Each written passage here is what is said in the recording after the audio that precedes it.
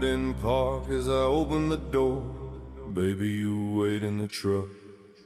Old photographs scattered on the ground. Take a breath and my mind gets stuck. I can hear the screams, I can hear it all.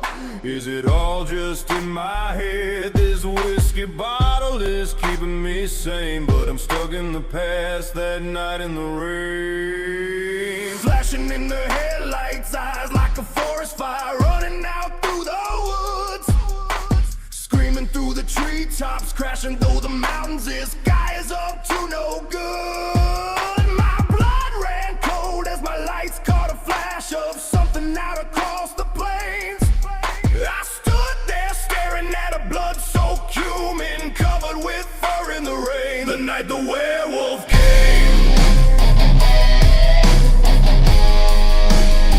The night he went insane. Bloodshed in the rain on the night the werewolf came.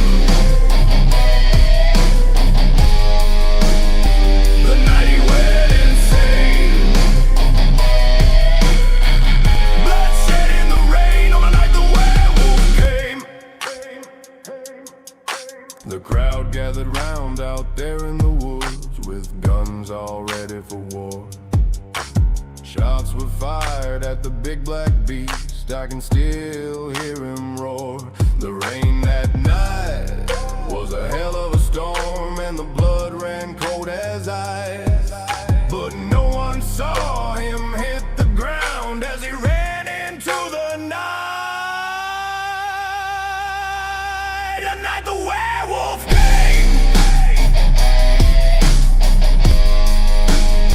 The night he went insane. Bloodshed in the rain on the night the werewolf came. If you're out in the woods and you hear the scream, you better get ready to run. 'Cause the beast is coming, he's mad as hell, and he ain't scared of a gun.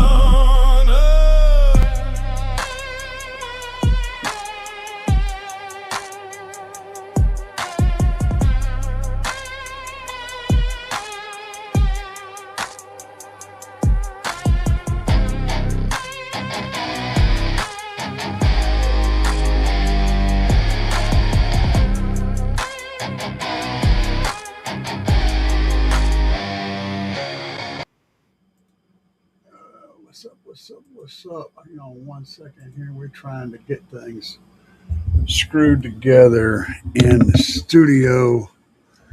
We're just going to keep on poking until we get everything lined out.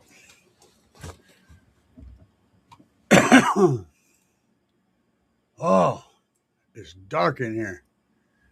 That's right. My wife messed with my buttons. I'll fix it. Hey, we're back. We're back in black and glad to be back. What's going on, everybody, tonight? It's been one of them days. It's been one of them months, you know. Yeah, I'm still smoking, so y'all just gonna have to deal with that. The way I look at it, man, ain't no sense of shutting the gate when the horse is already running around out in the yard. But my beard now, that's another story entirely. This sucker looking raggedy. Looking raggedy. That's what happens. So, what are we talking about tonight? Well, we're talking about SQ. Of course, you guys have any questions regarding any kind of SPL or any kind of car audio stuff, I'll gladly answer those as per normal behavior. Got a few people in here tonight. You guys done forgot that I'm doing Friday night shows. I was going to do them earlier, but 9 o'clock seems to be a good time for me. It's when my brain is starting to wake up pretty good, and I'm able to focus on something. I do get up early in the morning anymore. I wake up about somewhere between 3 or 4 or 5 o'clock in the morning up to maybe about 9, generally in the AM though. And which is kind of new for me. I've been a night person for years, and I just started doing this whole morning thing because it's more convenient. Franco Quaid is in the house. He said, "What's up?" And Josh Holden from Cincinnati, Ohio. What's up, Josh? Nice to see you tonight. Well, I don't have a whole lot of soda in my cup. I'm failing to prepare. So, while we wait a little bit for some more people to show up in the stream, I usually do questions. I've been messing around tonight, and we're going to answer questions about my medical stuff. We're also going to be talking about the Chrysler 300 that I'm working on right now, which is my new daily. But to keep things interesting, I want to show you guys something I've been working on this evening. So we're going to jump over here for a second. What's up, Hitman? Oh, son, that's a good question. We'll discuss that. That is absolutely a good question. And I'll get back to you on that one because I've got some ideas, but nothing is set in stone yet. A lot of crazy ideas in my head, though, and I'm leaning towards a specific couple, but nothing is locked down. So let me pull up my other screen over here. I'm going to show you guys. I'm going to give you the first-hand look at what I'm working on. So let's see. We're going to do entire screen, that screen, share. This is my Suno screen right now. And I just got done writing this song. There's a lot in here. But I just got done writing this song. And I haven't figured out what I'm doing exactly with it yet or not, or even if I'm doing anything with it. It's kind of in the test driving phase. But I'll let you hear a little bit of what's coming out of Suno right now. Make sure I have my audio right. Yeah. Roll out.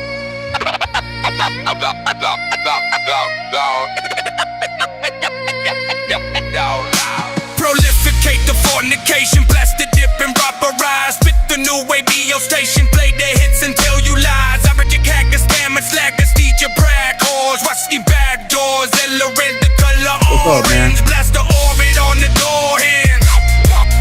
No mistaking what I'm saying. Walking, mashing, dodging, dashing. Keep the slasher, haptic slashing, flashing. Time more pick the flashing. Drug deals, stashing. Top profiling, tail light out, harassing feelings. Rattling, prepare for frisky. Time to run, I'm way too busy.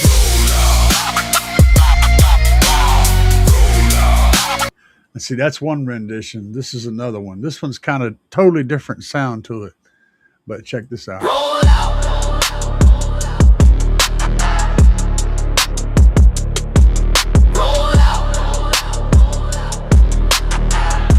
This one's the one I'm kind of leaning towards.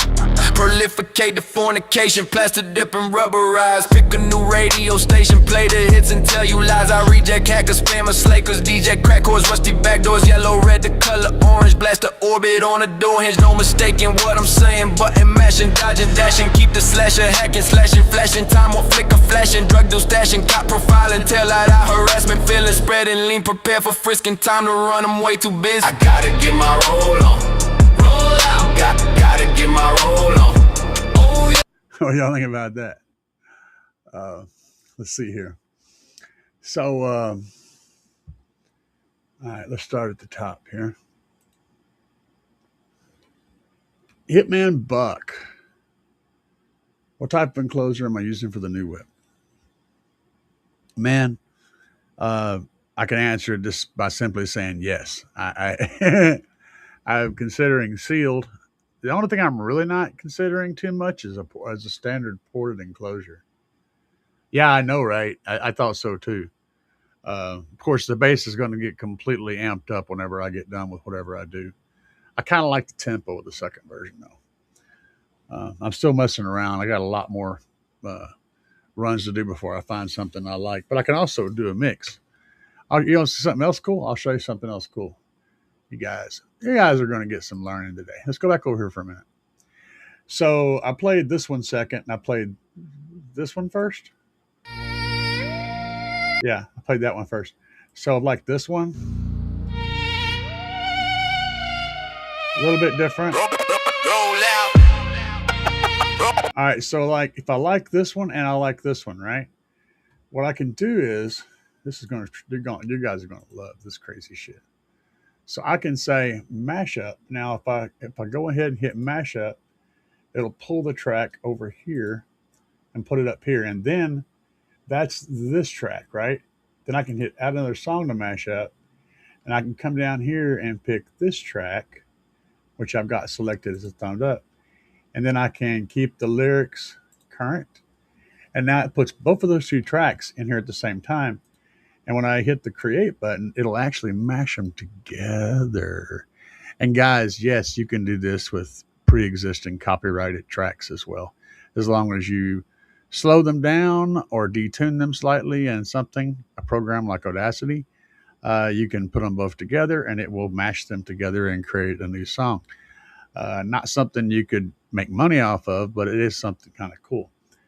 So yeah, you can mash up literally anything you can think of. You can mash up Johnny Cash, "I Walk the Line" with Straight Outta Compton, and it'll put those two together. And you can even tell it to mash up the lyrics as well, or you can keep the lyrics to one or the other. Let's see what this come up with, and those two mash together. Roll out. Roll out. Roll out. Prolificate fornication. Blast the jet and rubberize. Pick a new radio station. Pay the hits and tell your lies. That's kind of cool. This is one. It always gives you two outputs whenever you do anything. Roll out. Roll out. Roll out. Prolificate fornication. Blast the jet and rubberize. Pick a new radio station. Play the hits and tell your lies. I reject hackers, spammers, slackers, the jet crack whores, rusty back doors. Yellow, red, the color orange. Blast for orbit on the door hinge. No mistaking what I'm saying, button mashing, dodging, dashing. Keep the slasher hacking, slashing, flashing. Time will flicker, flashing. Drug deal stashing, cop profiling. Tail light out, harassment filling. Spread and lean, preparing for free. So yeah, that's kind of how that works. Now I'm gonna jump back over here. I ain't trying to give you guys an all night version of Suno crazy insanity, but just kind of showing y'all what I mess around with whenever I'm not working on the car. I'm always creating the music that I'm going to be playing in the car. I can play something finished for you here in a minute. So he's asking about the enclosure. Now here's my thoughts on that. I could do a standard issue, ported enclosure, firing it toward the freaking trunk, or whatever. Yellow Wolf on Downers. I could do that, firing it toward the corner or firing it inside, seal it up. But for SQ, if you build a ported enclosure for sound quality, you tend to want to do it completely differently. So wherein you're doing your SPL or just standard issue boombox for most people's trunk, you want the port to be in a spot where you get most of your bass, right? You want to whatever you play the most, you want that port to be right on top of that to give you the most power in the notes that you generally play. An SQ, that's exactly not what you want to do. That's creating what we would call in the musical or audio world distortion. Anytime you change a signal in any way, shape, or form outside of its normal frequency range and bandwidth and levels, it's distortion. In its purest form, that's what it means. So most people think of distortion as, but that's not the only kind of distortion. Anytime you distort something, take a balloon, squeeze it in, or take it and stretch it out, you've distorted it. It's distortion. Same concept. So for an SQ build with a ported enclosure, what you typically want to do is find out where the driver rolls off at, where it's naturally going to start nosediving in signal, and you port somewhere in that area so that you can create a longer shelf for the subwoofer. That's where when you see a ported enclosure in an SQ environment, in a house, movie theater, any kind of thing like that. Musical, like on stage, if you see ported enclosures for bands to use, that's what they're doing with the port. They're using the port to pull up the area down below where the driver would normally fall. They're using that port to reinforce that area, so you end up with a longer, flatter shelf before you lose low end. Um, and that works really good. It also requires a big ass enclosure, so you know, because you're going to be putting a long port inside of an enclosure. But that's not impossible. I got a huge trunk to work with. I'm more concerned about. So you can also do that same trick with a DSP. You can boost the frequency range where the subwoofer's starting to fall, and force it to play a little lower. You can't do that a lot because you're going to wind up causing mechanical failures, but you can give it a little help. And I can do that with a sealed enclosure. I'm also considering, more importantly, a bandpass, not a bandpass, but an infinite baffle enclosure, which is technically not an enclosure, but it still fits in the enclosure category because it has a baffle, which I guess it would be a first order enclosure. I think. Yeah, I think it's a first order. It's just an infinite baffle because it has orders or controls. So anytime you add something to the sound or control something with something, it's an order, basically. So an infinite baffle would be a first order. The only order would be is stopping the front wave from connecting with the back wave. That's what the baffle does. That's why a sealed enclosure works, is because it is literally an infinite baffle. So it's sealing off the back wave from the front wave, but it's also controlling the sub. That's why it's not a first order. It's like a second order, I think. It's controlling the subwoofer's movement as well as affecting the sound. So that's two control points. And that gives it, I think it's a second order, the two orders. We're getting into orders. I'm not really super good in orders, explaining them, but you guys get the idea anyway. If I get the nomenclature wrong, cool. As long as the communication is good. So an infinite baffle in my situation would work quite well because I don't need a whole lot of output. I just need a long frequency range. But the coolest thing about it is it's cool. I mean, how many builds do you see on YouTube with IB in them? Okay. There's a few, but you can probably count them on one hand. Right. And so I think it's a good space. There's a couple of advantages to an infinite baffle. One is it requires no enclosure. Therefore, you can use the entire trunk for trunk, which means it's going to look stock as hell. There's not going to be hardly anything that you can see that's going to give away the fact that there's a system in there. On the other hand, that element doesn't do well for video because it doesn't have any visual. So I have to think about all these different things. But an IB setup could be cool. And there's a spot for, I believe, a 10-inch in the back dash of the car. I think it's got a spot for it. I think there's a cutout in the metal for a 10-inch. Certain systems that car came with had a 10-inch back dash IB subwoofer. And I could add some plywood, reinforcement, a lot of sound deadener, and utilize that. So that's a possibility. Another one would be to do something like a ported enclosure with the ports firing up into the 6x9 locations in the back dash to allow the bass inside the car. Because that's the thing, I have to get the bass in the car. I mean, it's got really solid back seats. They have carpeted full metal backs on them, and there's a split between them, but it ain't very big. The armrest does not reveal a ski hole. So there's no real way for shit to get from here to here besides just forcing itself through, which it will do. It will get in. The bass is going to come in. It ain't going to stop at the seats, but it will definitely slow it down a lot.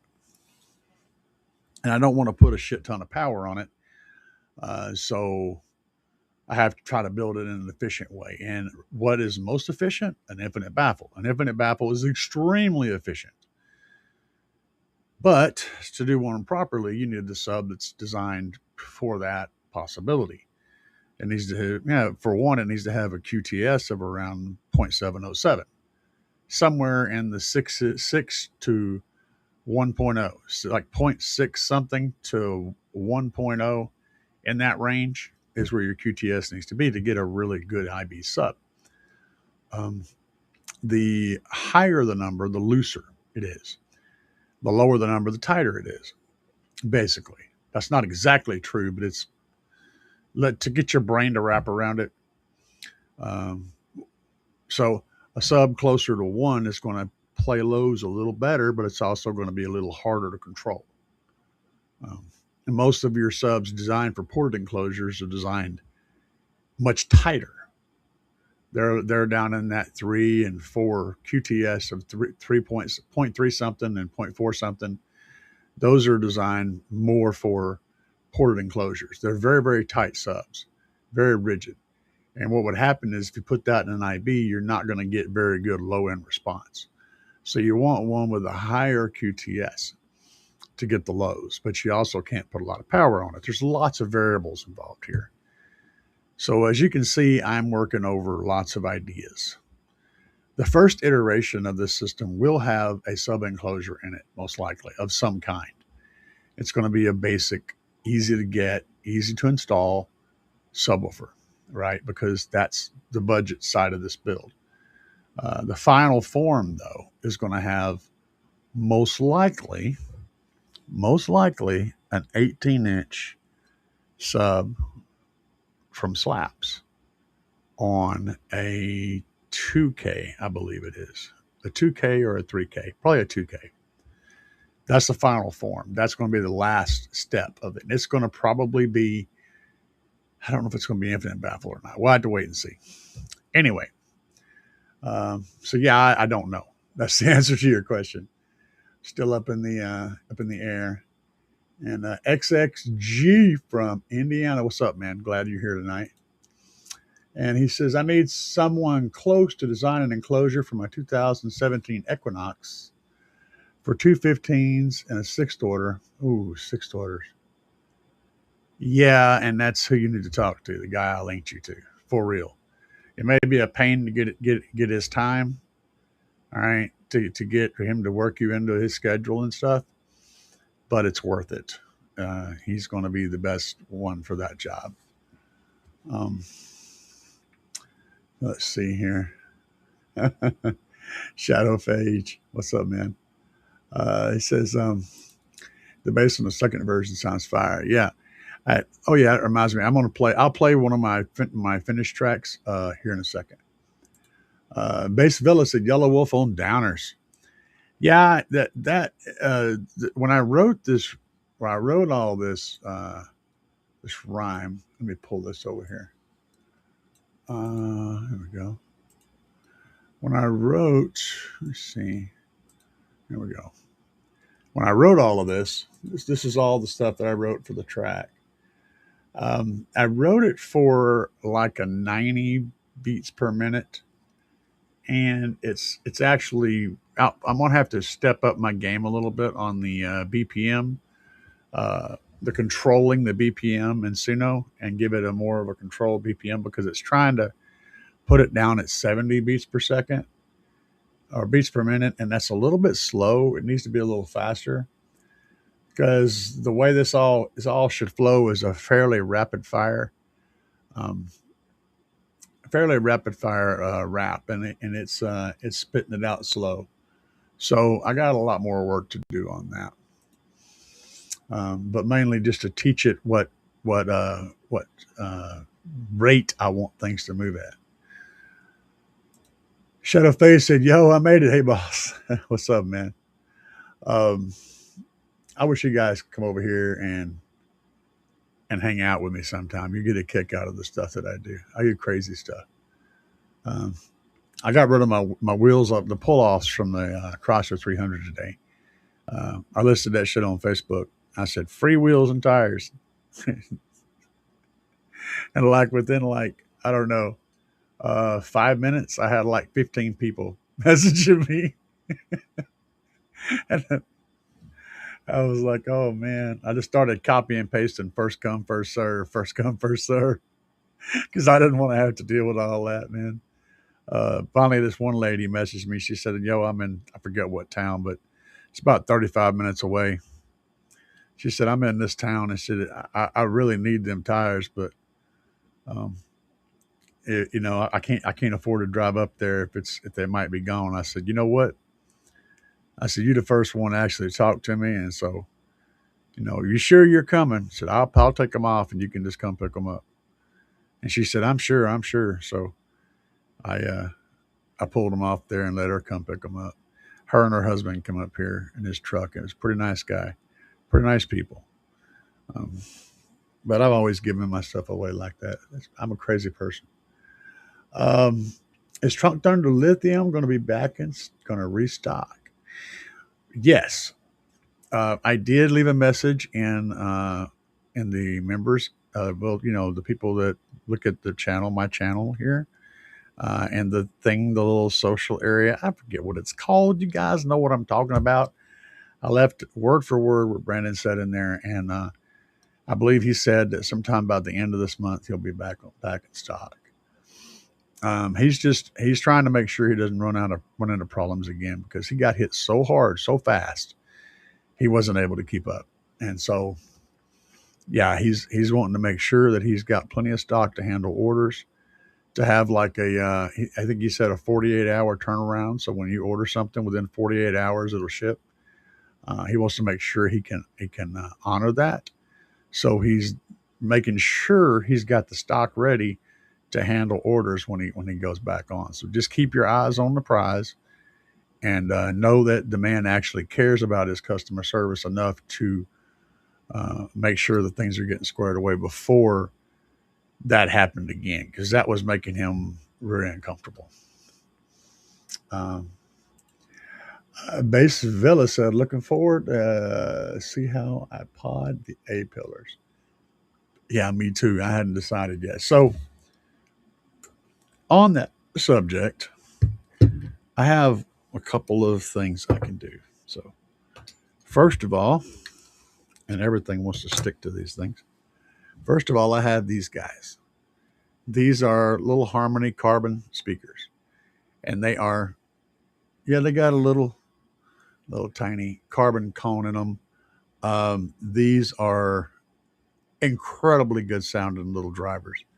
These would be a direct drop in for my dash with a tweeter. On the other hand, sticking to everything also, I had these guys. These are the little Sundown SAs. They're like, I think they're like $50 or so for a pair. I got them for like 20 something because I caught them on a sale. Interesting thing, they actually have an aluminum dust cap and an aluminum cone, I think. But they have this inverted surround, and these things are rated to play from 200 hertz to 20K. And here's the thing, they can play much lower than that if you want to take them to a level where they're not supposed to be. I put these in a 3-inch piece of PVC that was like 5 or 6 feet long, and ran them as a T-line, a little subwoofer T-line. I have videos up where I had these guys in that T-line pipe, and we were playing 30 hertz, 40 hertz. We were playing some deep, deep stuff. These things were completely wide open signal, unfiltered, and were generating genuine, solid, low bass.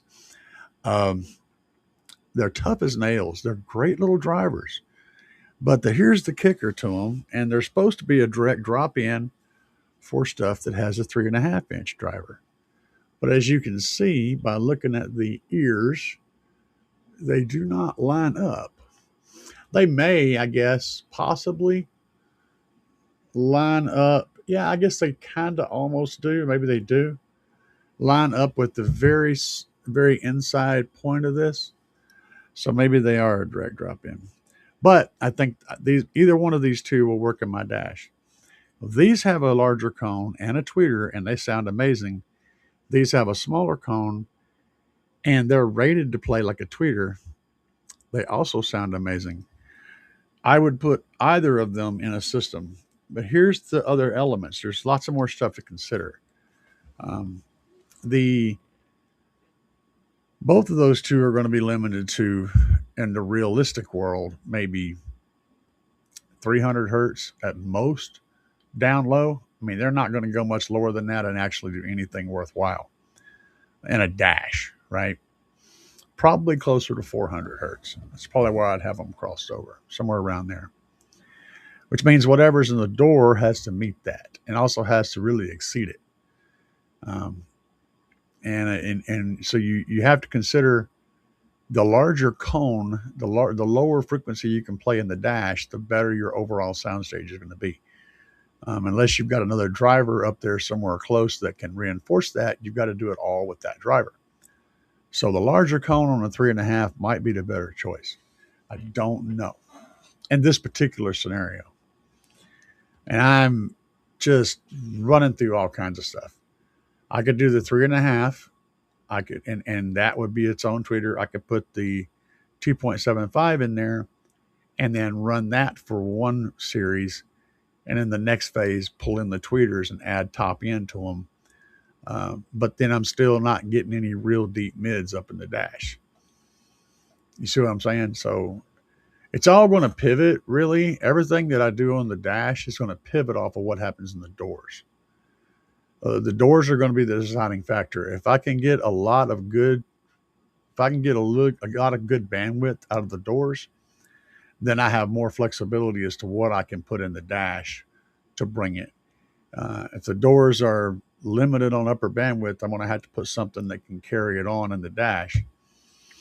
The doors have a ton of bandwidth, and I'm getting really good saturation across the entire frequency range from the doors. Then I can put whatever I want in the dash and just boost that frequency up a little bit more and bring the life up in the windshield. So it all depends on, it's all going to pivot off the doors. Hitman said, I got a Chevy Cruze with 2 Sundown 10s. I want to put 2 12s in the car. Will the 2 more inches of cone area be worth it? It's not 2 more inches of cone area. It's a whole lot more inches of cone area. And yes, you'll get more low. You'll get lows to play louder with a larger cone or more cone area.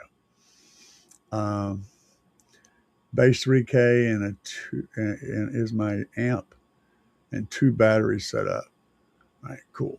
I need to grab me a soda. So hang tight just a second. I'm going to give you guys, what are we going to do? Oh yeah, we'll do this. I have a track that I want y'all to check out. Oh, that's a goofy one. Yeah, I'll do this one. I'm going to be right back, but I'm going to play a track for you while I'm gone. I'm a psycho. I'm a psycho. Yeah. Bass backbreaker.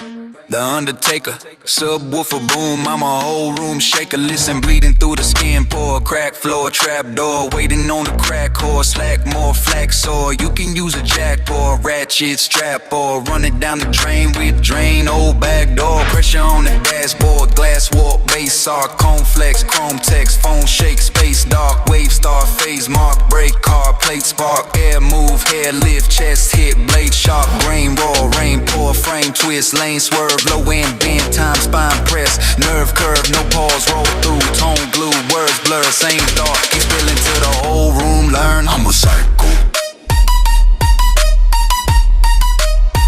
I'm a psycho.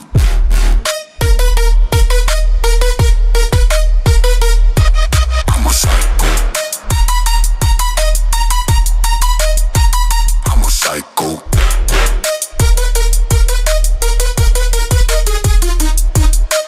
Bass bass hit the wall, it's slamming like an earthquake. Bass crawl, wall fall, panel flex, window break, airlock, ear ring, mirror blur, lights dim, bending time, nursery rhyme, cradle fall, all the sim. Entropy variation, sound wave communication. I forgot the punctuation, gonna need a new dictation. Non-stop destination, lock it down, no variation. Devastation to the nation, bases going on vacation. Pour flare, core press, floor bow, seam split, glass buzz, dash hum, past 10 streams hit. When you sit, we sit, you split, you bounce and wave until bass hits. Tone drag, cone snap, bone tap, ribs talk, air shove, chest thump, head nod, lips lock, no end, no rest, no stretch, time walk, bars bleed to the next, till the rhyme don't stop. I'm a psycho. I'm a psycho.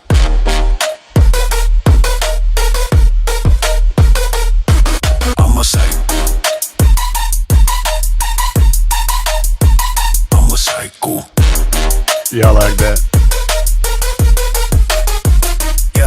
Yeah, you grab the gun, I guess we're done. No way out, nowhere to run. Fresh spaghetti, red confetti, maybe parts of Auntie Betty. Voices slur, rumor blur, body count is so absurd. Venom drip, record skip, the usher thinks he needs a tip. Temporary fascination, contemplating laceration. Visionary liberation, wiping out the infestation. Past the point of exorcism, keeps on breathing. Heartbeat rhythm, ventilation, fibrillation, medication, it's salvation. Body parts and shopping carts, beating hearts arranged like art. It's not good, but it's a start. A happy tree can play a part. My mind is broken, smoking rope and take a token, tell a joke and then you choke on your revoke and tell me I cannot a rope. One time sale till it's all gone. Closing soon, can go on home. Order now and get one free, but wait, there's more, just wait, you'll see. Cypher X will hate this song. He'll think that I bang my gong, I came, I saw. I saw some more. Now the pieces on the floor. I'm a psycho. I'm a psycho.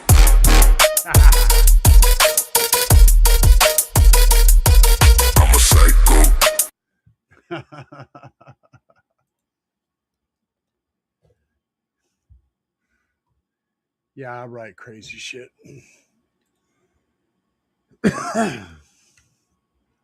So we were talking about the subs.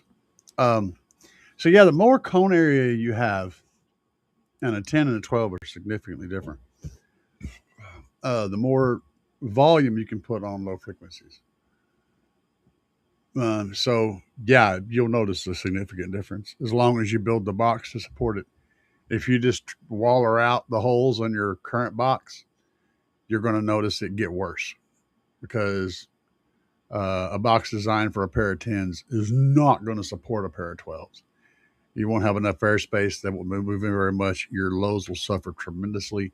Your output will go down. Everything will fall in its face.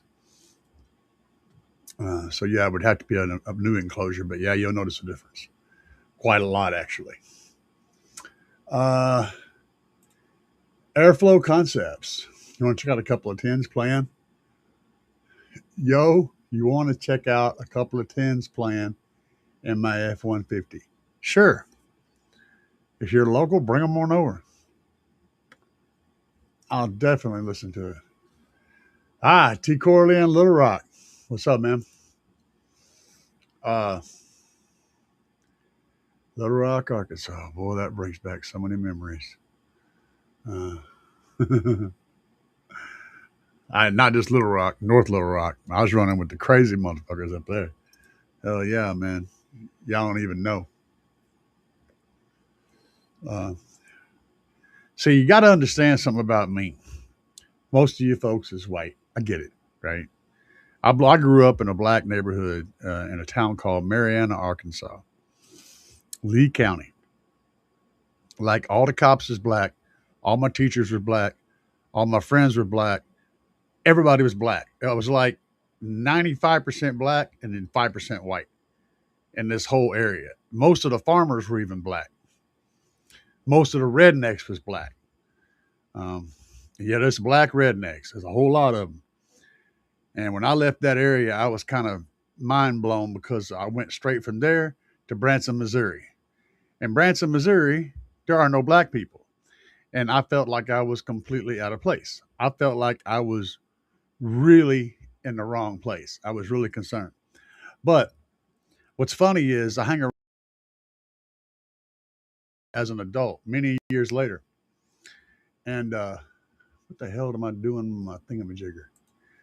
Uh, anyway, and I will be talking and get caught up in the moment, and I'll slip and say nigga, right? And then these people that don't know me that well be like, "What'd you say?" And I'm like, "Damn, I didn't even realize I said it." So yeah, I grew up in a black neighborhood with black people as my friends. Everybody was black. I never even thought anything about them being black because everybody I knew was black.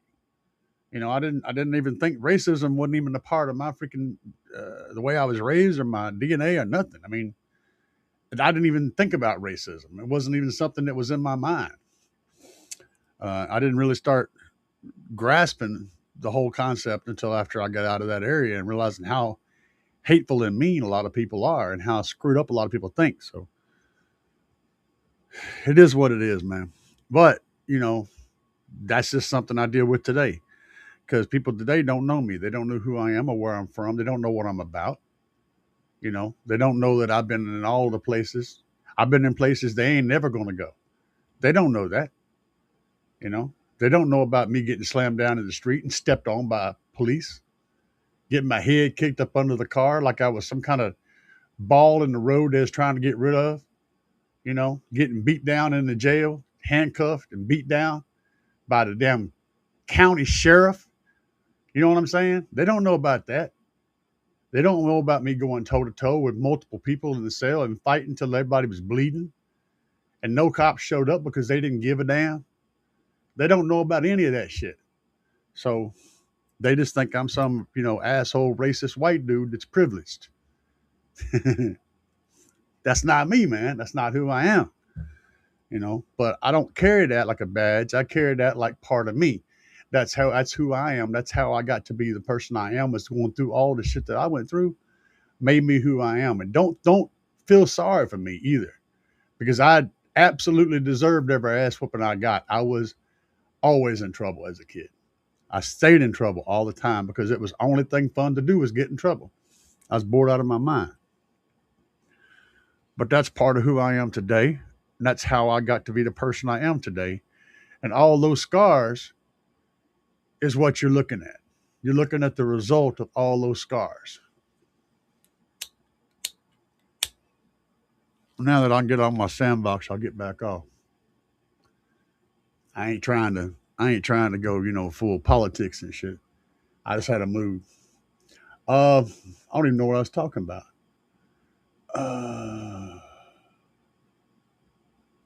Let's see here. Oh, Base Villa. Hell yeah. Okay, hold on a minute. Let me go back up. I'm missing some stuff. Okay. So, Big Lev said, I blew my 5K past summer. Decided to upgrade everything. I got you, boss. Man, I'm having great luck with the Slaps 8K, the Shock 8Ks.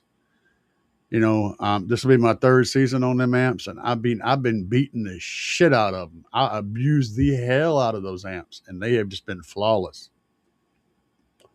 I got one in my buddy's car. He beats the brakes off of it too. He ain't had a single bit of problem out of it. They're good amps, man, especially considering the price. I mean, damn.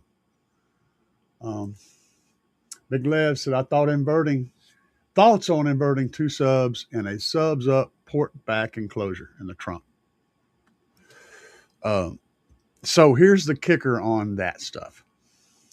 If you've got a tight box, you know, like if you built a box on the small side of the recommended specs, inverting them is going to give you a lot more low end out of the subs. You're going to see a pretty good benefit from inverting.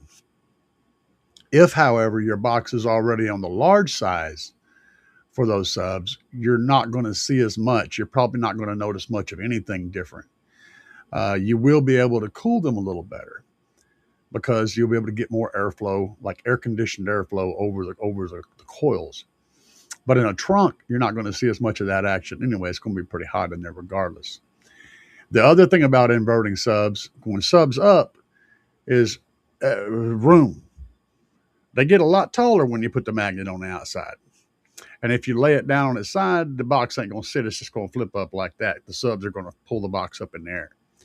so it won't ride. If you have to run them down on their side, you're going to have to put a piece of plywood down that's wider than the subs stick out, and then screw the box down to the plywood so that the subs don't flip the box up on its end when they you got to get past the magnet with the plywood so they have a foot to hold them, right? That's one element. That's what I got to say about inverting. Now, port back, subs up, port back. As a rule, the more distance you have between the subwoofer and the port, the better your overall low end response is going to be. So you're going to get more lows. So having the sub on the opposite side of the box from the port is going to give you really good lows, especially if you're firing that port into the corner of your trunk. Your lows are going to get even better. But that's going to require your subs on one side, port on the other. So subs up, port back is going to be less effect. Now, when it comes to SQ, it's the opposite. You can still get the same lows, but what you really want is less group delay. Because whenever you have the subs front and then port back, you've got a lot of delay between that port sound and that sub sound. The sub is going to be coming at you, right?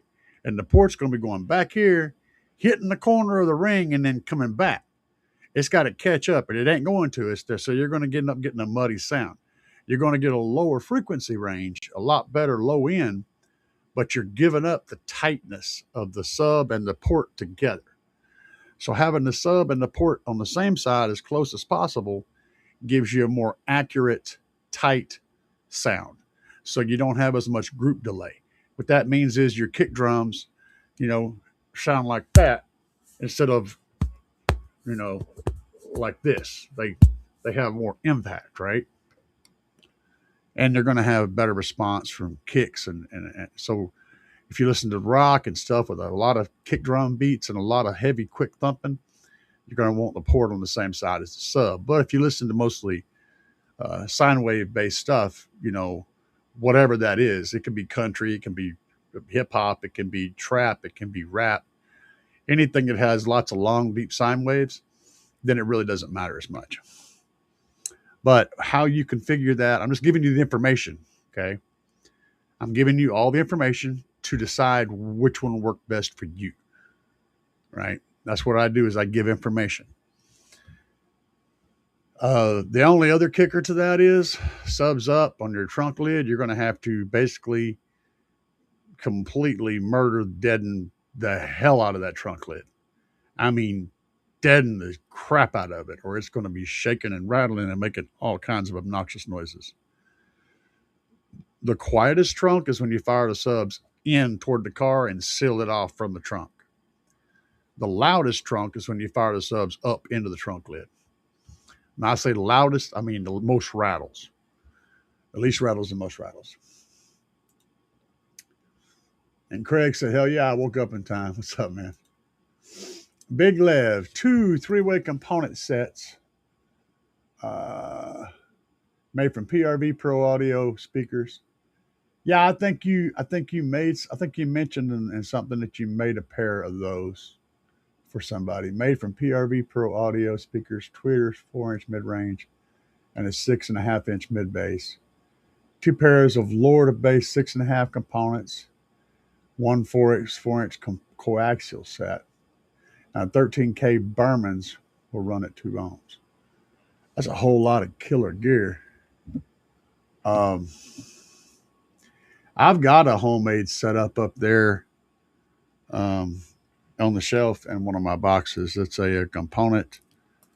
It's a set of 6.5s from a Memphis driver that I really like the sound of. I absolutely could use that. Those drivers sound so good. And a set of tweeters from Audio Dynamics, which are also, before they switched to the beryllium dome, whatever it is they're using now, they were running silk domes, and they're silk domes. And I'm not picky about tweeters. As long as it reproduces the frequency range, I'm usually not so picky. But the original Audio Dynamics Silk Dome 2000 series tweeters were some of the very best sounding tweeters I've ever heard in my life. But I've also got some Slaps tweeters, and they are Silk Dome, and I have not had a chance to give them a play yet. So I'm waiting to see what they're going to sound like. I bet they're going to sound good because Alan is very picky, and he's very picky about stuff. And I know how picky he was about those tweeters when he was getting those things designed. He wanted a very specific signature, and I think they're probably going to produce. So I'm looking forward to hearing when you guys. I'm going to be putting them on an amp with a set of the 8-inch. Actually, I'm going to try them with multiple combinations. I'm going to try them with several different little woofers to see how they work. But the main one I want to test is how they will sound with a set of the Slaps Pro 8-inch drivers that I've got coming, because I think that's what I'm going to put in the front doors of this car. That's going to be the hardest thing to put in the doors, the absolute hardest speaker to put in. But I think it also stands to be the very best speaker if I can make it work. I've just got to be able to fit the entire speaker in between the inside door card and the window mechanism. Somewhere in there, I have to get that thing in there. And it's a big, like 8-pound freaking driver. So yeah, it's a big old, huge booty on that thing. And I just don't know yet. We'll have to wait and see. But yeah, I'm all about creating monster Frankenstein components. As long as you're covering the frequency range, I don't care what name is on them. You know, it's all about covering the range that you need to cover. Once you do that and you get everything positioned right, you're going to get, great sound. Base Villa said, could watch you make those tracks all day, bro. How about a marathon? Start with 6 hours one day. Well, I'm going to tell you, man, it ain't nothing for me to sit down here and do 5 or 6 hours on one track. That's nothing. That's a short one. That's not counting the writing. Because I'll be like doing something, just kind of walking around the house, and all of a sudden one little word or one little phrase will pop into my head, and that turns into a song. I just come in here and sit down, and I go at it, and like all the lyrics that you guys are hearing in these tracks, that's all handwritten by me. I write all of that shit. I'm pretty good at stacking very intricately woven syllables, phrasing, and it's not a normal rap style. It's more of a machine gun style. I think like that. Pixelated, dilated, momentary, da da da da da da da da da da da. That's the kind of stuff that I think about when I'm rapping. That's how I write. So yeah, I get crazy. But yeah, we'll consider it. I thought about it. What's up, Digging Low? Nice to see you here tonight, man. Big Lev said 3 or 4 channels and a single resilient sound, Team 15. Get down, bro. I shouldn't tell you about this, but for those of you here with me tonight, I'm gonna tell you all a secret that's coming. You see this up here? This is the Slaps Mini 160.4. In my opinion, one of the best 4 channels that you can buy. And I mean that because if you factor in how much does it cost, if you say how good does it do, how loud does it get, how clean is it, how much features does it have, all those things, and then you also say how much does it cost. If you use that as a metric, there ain't nothing out there that beats that amplifier. It's just not. And they're tough, dude. I'm playing subs off this thing. I have played two subs off that one little tiny amp, and that thing it's this big, right? My hand covers the whole damn amplifier. And that's what I write on. That's what I'm listening to music on right now. That's powering my computer speaker setup, which is a 12-inch Audio Dynamic 2000 series sub and 2 Hayanka Marine 6.5-inch coaxials and boxes. That's what I use for my studio, and it sounds amazing. If you guys are ever able to come in here and listen, you'd be blown away by how good that sounds. Well, here's the thing. Slaps is coming out with a 5-channel version of that little tiny amplifier with a 500-watt subwoofer mono channel output. And I'm going to get one as soon as they arrive. So, yeah, real deal. Oh, wait a minute. Wait a minute. Holy crap. It's taco time. Hey, guess what? Taco loves tacos, yeah, that's his scene. Crunching all day like a taco machine. Hard shell, soft shell, spicy, supreme. Always eating tacos, favorite cuisine. Taco, taco, taco, taco, taco. Crunchy, crunchy. With taco machine. Touch.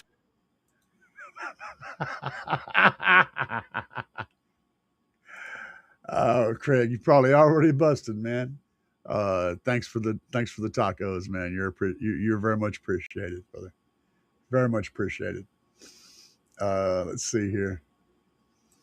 Airflow Concept says it's a fun little low and loud setup. Hell yeah, dude. What is that? Oh, and Big Lev still talking about it. He said, and a custom 6 cubic foot ported enclosure tuned to 32 hertz. 32. You know, at 32 is a perfectly normal level of tuning. And there was a time when that was what I always tuned to. But the thing about bass is, the longer I listen, the lower I go. And the more lows you gotta go to get low. You know what I'm saying? So anymore, man, I hardly ever tune anything above like 28 hertz. But that's just my preference. And honestly, 32 is right smack in the middle of where most stuff is.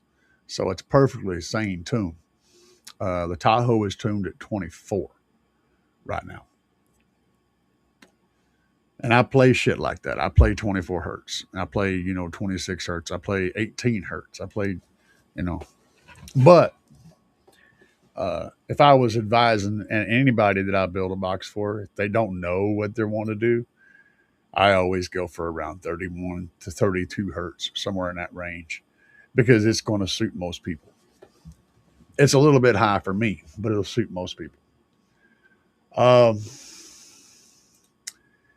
Big Lab running all the wires, putting it together, and back tomorrow. My friend, that's the part I'm gonna tell you, man. The build is that's where all the energy is, man. It's not about, to me, it's more about building the damn thing than listening to it. Oh, that's good. I get more out of designing and constructing and fine tuning it than I do out of the enjoyment of listening to it later. Both are good. Don't get me wrong, but I get more out of the build. What's going on with me though these days is getting harder for me to convince myself to go do the thing. I know it. I got it. It's all in my head. Might have it all wrote down. Got the parts. Everything's sitting on the shelf. And I'm trying to get myself started. Because I don't have that much energy. So, but I miss it. I miss being able to crawl in the car, crawl up under the cars and just go at it like a freaking monster. Because that's how I used to be. And now I look under the ground under that car and I'm like, man, I don't need to do this. After a while, I finally talked myself into going down there, but I'll have everything ready because I do not want to have to get back up and then get back down again. One get up's about all I got in me, and I got to take a break. You know what I'm saying? If I get up off the ground one time, that wore me out. I'm going to sit down and take me a half an hour break before I can do anything else. It's sketch, man. It really is. But yeah, man, I love it. I love building amp racks too. Can't wait to get everything installed and turned and tuned so I can beat the block down. Hell yeah, bro. All will be in my 2008 Yukon XL. So I'm guessing you're doing uh, three-way components in the front and the back doors. If I had gathering all the information that you gave me earlier, that's a whole lot you got going in there. Um, that's like 13 channels if you're doing it all active. Um, I would suggest um, using 9-wire if you still have your existing factory wiring. I'm not even sure if that's going to help you because you're putting so many channels and shit. What you might do though is run 9-wire out of each door because that gives you 4 sets of drivers. So one 9-wire has got 9 wires in it. So you'd have 4 sets, and running a single piece of 9-wire out of each door, and that would make that wiring a whole lot cleaner than running 4 sets of speaker wires out of each door. You'd have 1 wire left over, but who cares? That might be a good idea if you're loading up 4 doors with components with 3 ways in each one. 9-wire is going to probably be your friend. And then you could run the 9-wire into the boot, through the boot, and then run 4 9-wires back to where your amplifier is going to be. And then you just have 4 cables with all the wires coming out of them. A lot easier to keep that neat and looking good. About the only advice I can throw at you, besides you've obviously already been planning your ass off and stacking parts. So, have I thought about putting a sub under the center console in my car? I absolutely have.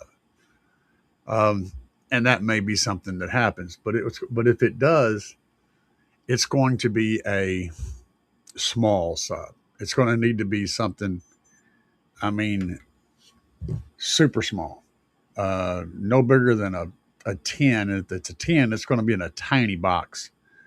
Probably a 6 or an 8-inch sub is what it would fit in there. And then that is going to be tricky because of what's in that console. Because I got a shifter in the console. Okay, unlike the Tahoe where my shifter's up here and I just have cubbies and stuff, I actually have the shifter in there. So that means I only have the part under my armrest, right? And then I want to keep some of that internal volume. So that means I got something the size of like a shoebox under there at best, which means a very small sub. So if I do, it would only be for front mid bass. And here's the catch. The doors in this car produce a lot of mid bass. Right now, they are literally the subwoofer in the car. So I don't think I'm going to need one, but I've already considered that. It's one of the first things I was thinking about. T. Corley said it sucks right now. All my building is put on hold. They're selling the property I rent, so I have to spend money on moving. Yeah, that bites, brother. We were talking about buying a house, and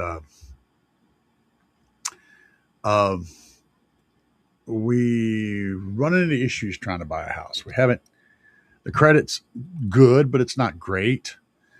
And we're kind of stuck in this limbo where we're waiting on our scores to go up a little bit. And I'm really antsy about not living in this place anymore because it's a duplex, and there's a whole bunch of reasons, but I'm so over this duplex, right? That to the point to where now I'm like, maybe we could just rent something else. I mean, just find something that's got a shop in it that I have room to work in. That's what I want. I want an outside space that's closed in, or I can go out there and do YouTube stuff, have more light at nighttime, have more available videoing time. Whenever I'm feeling it, I'll have a place to go do it instead of having to feel it whenever the light is out and the weather's okay. Less variables is good, you know. Anymore, I'm not even sure if I have the energy to do anything, whether it's heated and cooled or not. But so that brings up the other subject. So here's the thing. And I told you guys I was going to talk about it Friday. So I'm going to talk about it. So I went, um, let me go back a step further. So here a little while back, I went in for a checkup. They run a scan for my prostate to see what my prostate cancer situation looked like. And it looked clear. But my number, whatever that number is, I forget what it's called, but you guys know what the number is. The number um, was up a tiny bit. And I mean a tiny bit. They were expecting it to be down a tiny bit more, but it was actually up a tiny bit. But that's not important. We got that figured out. While they were looking at my prostate with this dye, this special dye that's supposed to light up your prostate, it lights up cancer in your prostate. That's what it does. They were looking at my prostate. The dye also hits other organs because it goes in, your whole circulatory system, and it will light up some organs really bright, like your liver or whatever. It lights it up like a light bulb because it's literally collecting this stuff. Well, they saw something in one of my lungs on this scan for my prostate. And it was not very big and it was a tiny little blip, but the radiologist that performed the scan uh, noticed it and he reported on it and noted it. So they took me in to do another scan, a scan specifically for my lung. And it turns out it is cancer in my lung. So you guys know I still smoke, and that's just a thing. That's nothing important anymore, really. Anyway, I went and seen the doctor Wednesday to talk about that, and he said that it could be basically one of two things. He said it's definitely cancer, but it could be a single spot, and in that case, they can use targeted radiation like they did with my prostate, and just basically shoot radiation at it and probably kill it within a week. 5 or 6 treatments and done. But he said if it's in the lymph nodes and other areas, that's a different thing. That's going to require chemotherapy, targeted radiation, and probably some more stuff. And it may be 6 or 8 weeks worth of stuff before they can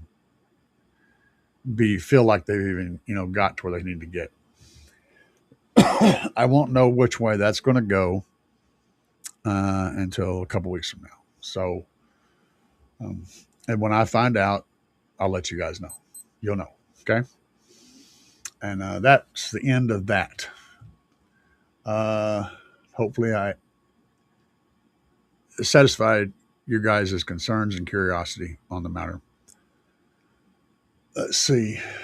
Shadowface said, I'm glad you directed me to do songs as well. I have so much fun with it. Yeah, it's a great outlet, man. It's a great outlet for sure.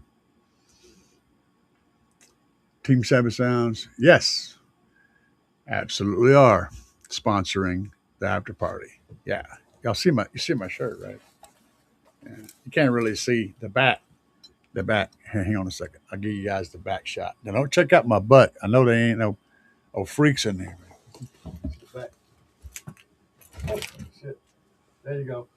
You can barely see it because I can't get turned around in the space I got right here. But yeah, I got my Team Savage Sounds shirt on right now. Good.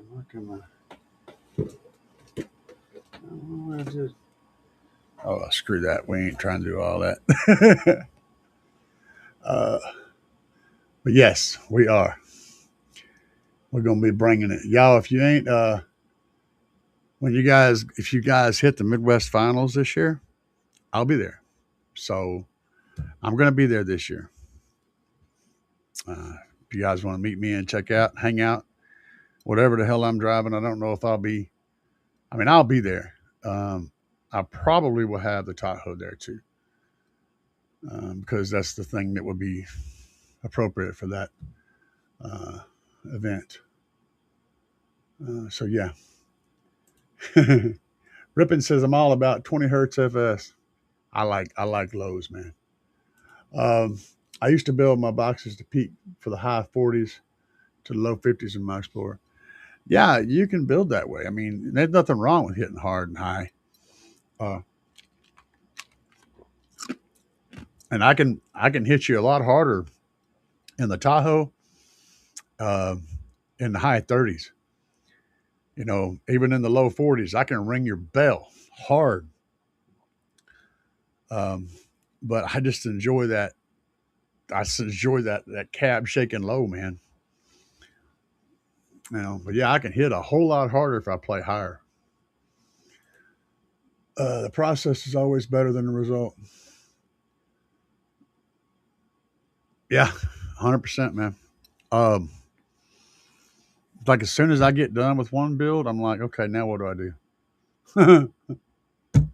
I got nothing to do. What do I do now? A big lev. Yep. Three-way in the front, along with a pair of Lord's base components in the rear, and three-way in the rear. Got custom A pillars with kick panels up front. Yeah, I'm running the 9-wire. Yeah. 9-wire is your friend, man. Guys, if you're running a whole lot of speakers anywhere, 9-wire is absolutely the way to go. It's going to save you so much mess.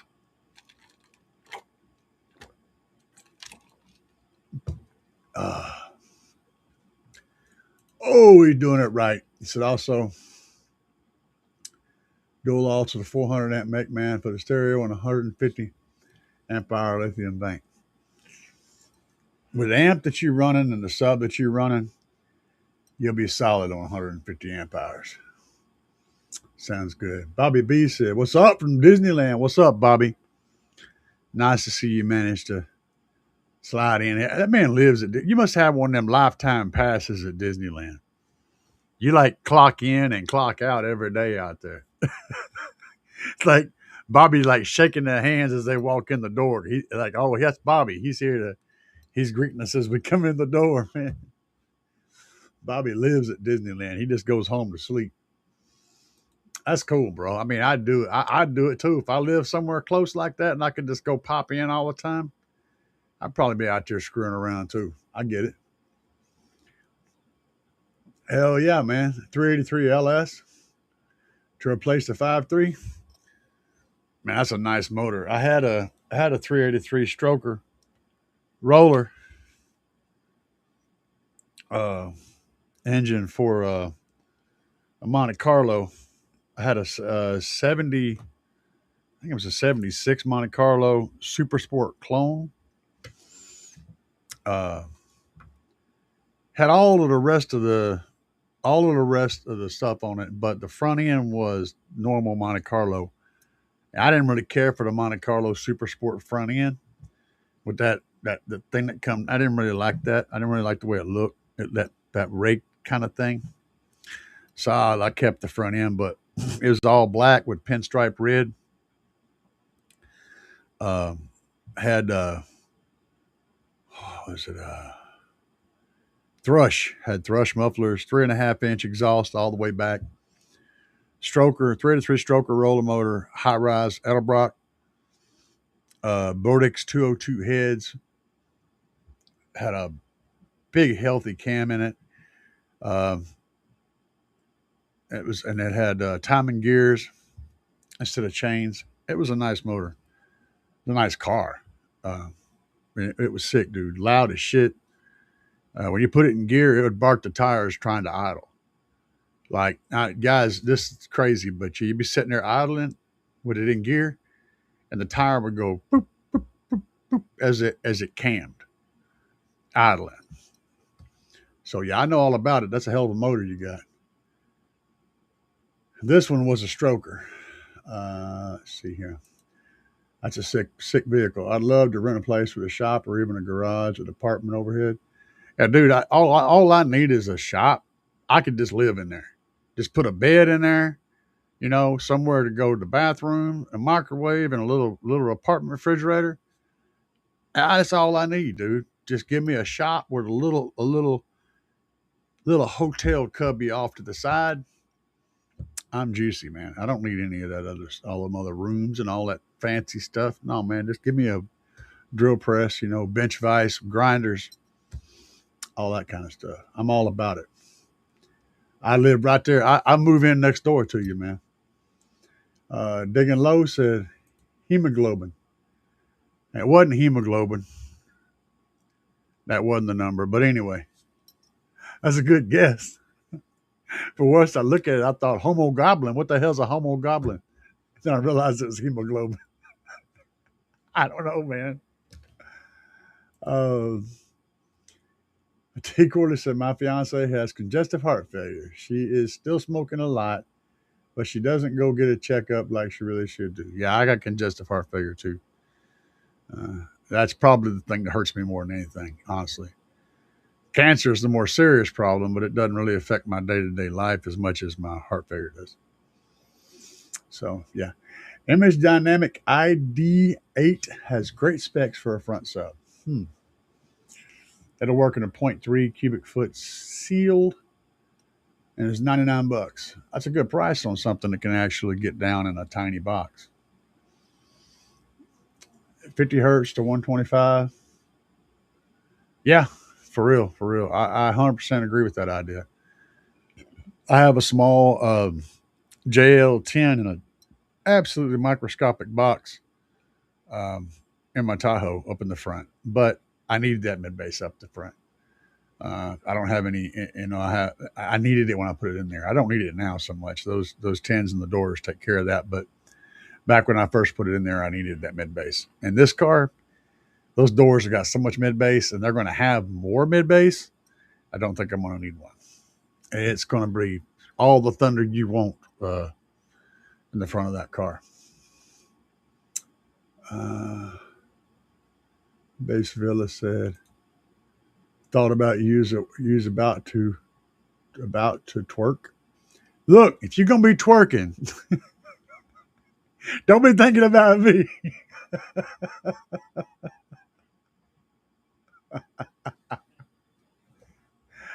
I love you guys. Y'all are so good. T. Carly said, I hope I can make Midwest SPLs this year. Just hang out and watch the show. Yeah, man, it's gonna be cool.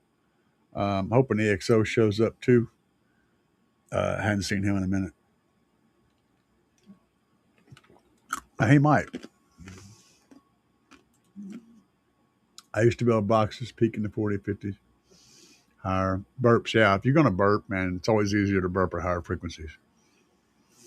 It's way easier to make loud bass at high frequencies than it is at low frequencies, which is why there's a limit that your frequency range must be below 80 hertz to compete, because it would be easier to get stupid loud at much higher frequencies.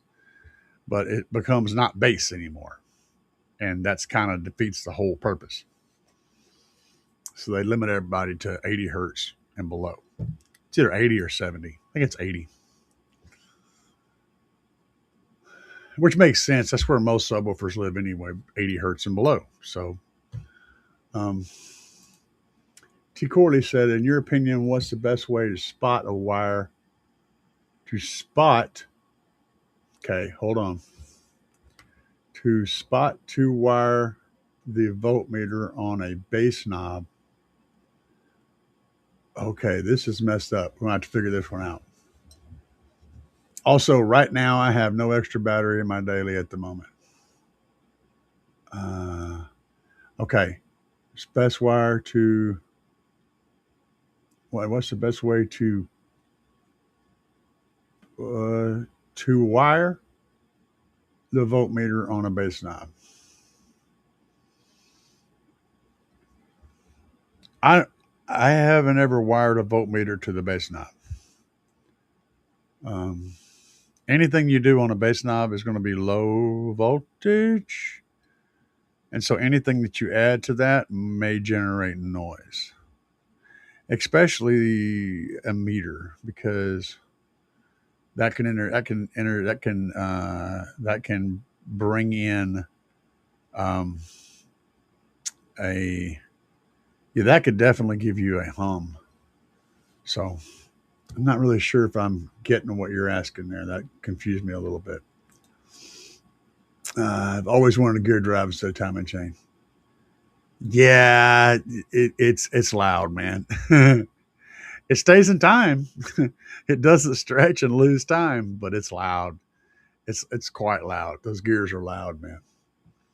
But yeah, uh, think my girl would like it much. uh, yeah, no doubt, dude. When I was doing construction years ago, we built a house inside. There's this guy that owned this really rich dude. He owned like 5 big, huge fish farms, and he had he had a couple of his workers that wanted a house, and he built them a house inside this big, humongous shop. And when I say shop, guys, all right, I mean this thing here was half the size of a Walmart parking lot. It was big, real big. You could pull several big trucks in it end to end inside one door before they went out the other side. And they were just lined up. Tractor trailer trucks and everything inside on the sideways part of the shop. This ain't the long part. That's the sideways part. This thing was huge. But we took and built the walls and the ceiling of houses. They had no roof. They had no exterior wall other than some plywood. And on the outside, it looked like a storeroom, like you were walking up to a storage room with junk sitting all around it and everything. It was all you saw was a bunch of junk and a door. You open the door up and it was a beautiful home inside there. We built 2 of those inside that shop. So I always thought that was really neat. Didn't require a roof. I mean, the whole damn building was the roof. 300 build.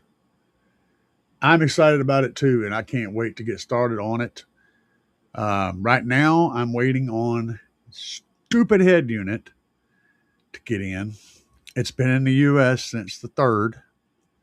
It should be here anytime, but it also says it would arrive between the 12th and the 25th. I think it's going to arrive quite a bit before that because it literally hit the U.S. on the 3rd, which means, and it was supposed to be on a carrier on the 3rd, not just hit, but it was actually through customs and everything. And on a carrier on the 3rd, which means it should have been traveling. And anywhere in the United States, you can get to Missouri in 3 days. I don't care how you're doing it, how bad shit's screwed up.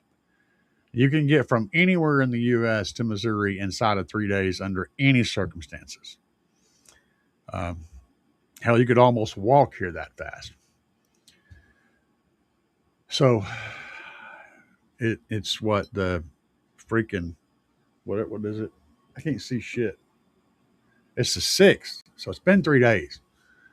And some bitches need to be here. Looking forward to it. Anyway, you guys have any more questions for me tonight? Oh no, hell no, man. My head unit is going to be able to speak English.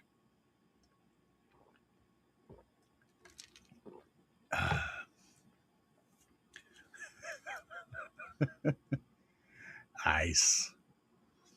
God, they couldn't have picked a more perfect name for that group of people. It sounds so sinister. And, they could always roll up playing Vanilla Ice, Ice, ice, baby. All right, stop.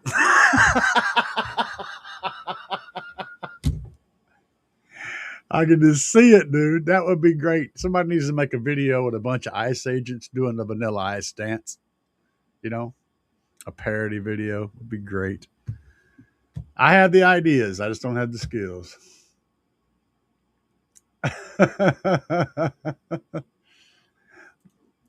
Dean Lowe said, they sent your radio back to its country. Hell yeah, man. I can just see them holding my radio at gunpoint, telling it to get on the fucking ground. Get on the ground. I said, get on the ground. Poor radio. Y'all want to see what I'm getting? I'll show you. Hang on a second. I'll actually show you what's coming.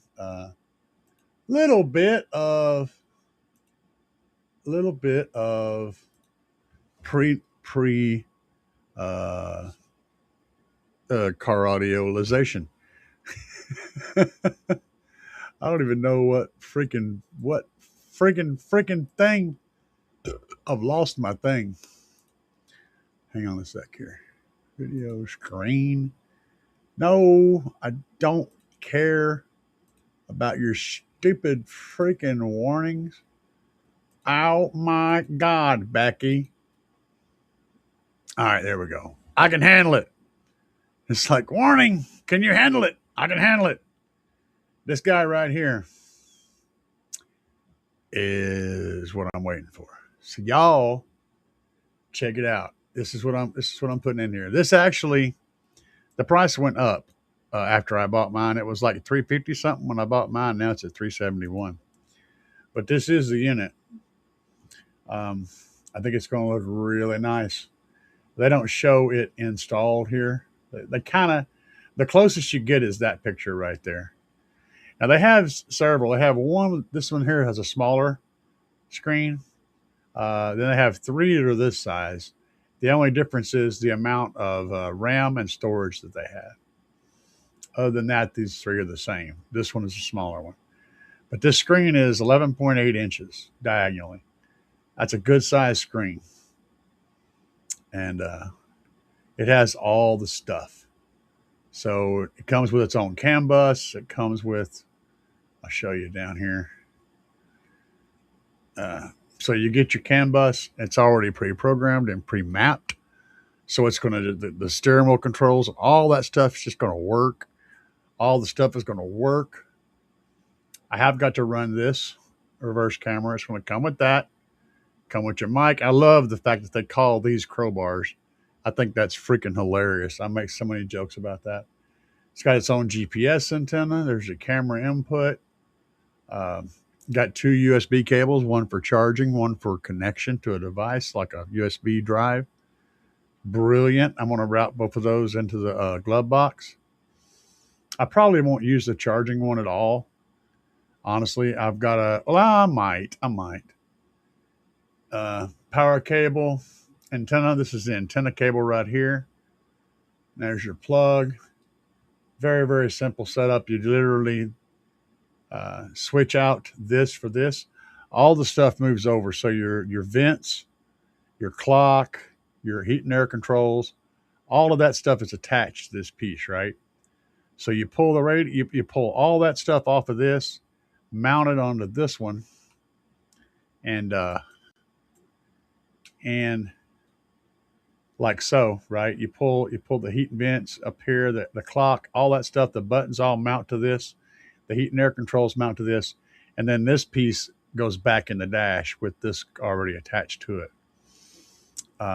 It's very smooth and very cool way of doing things.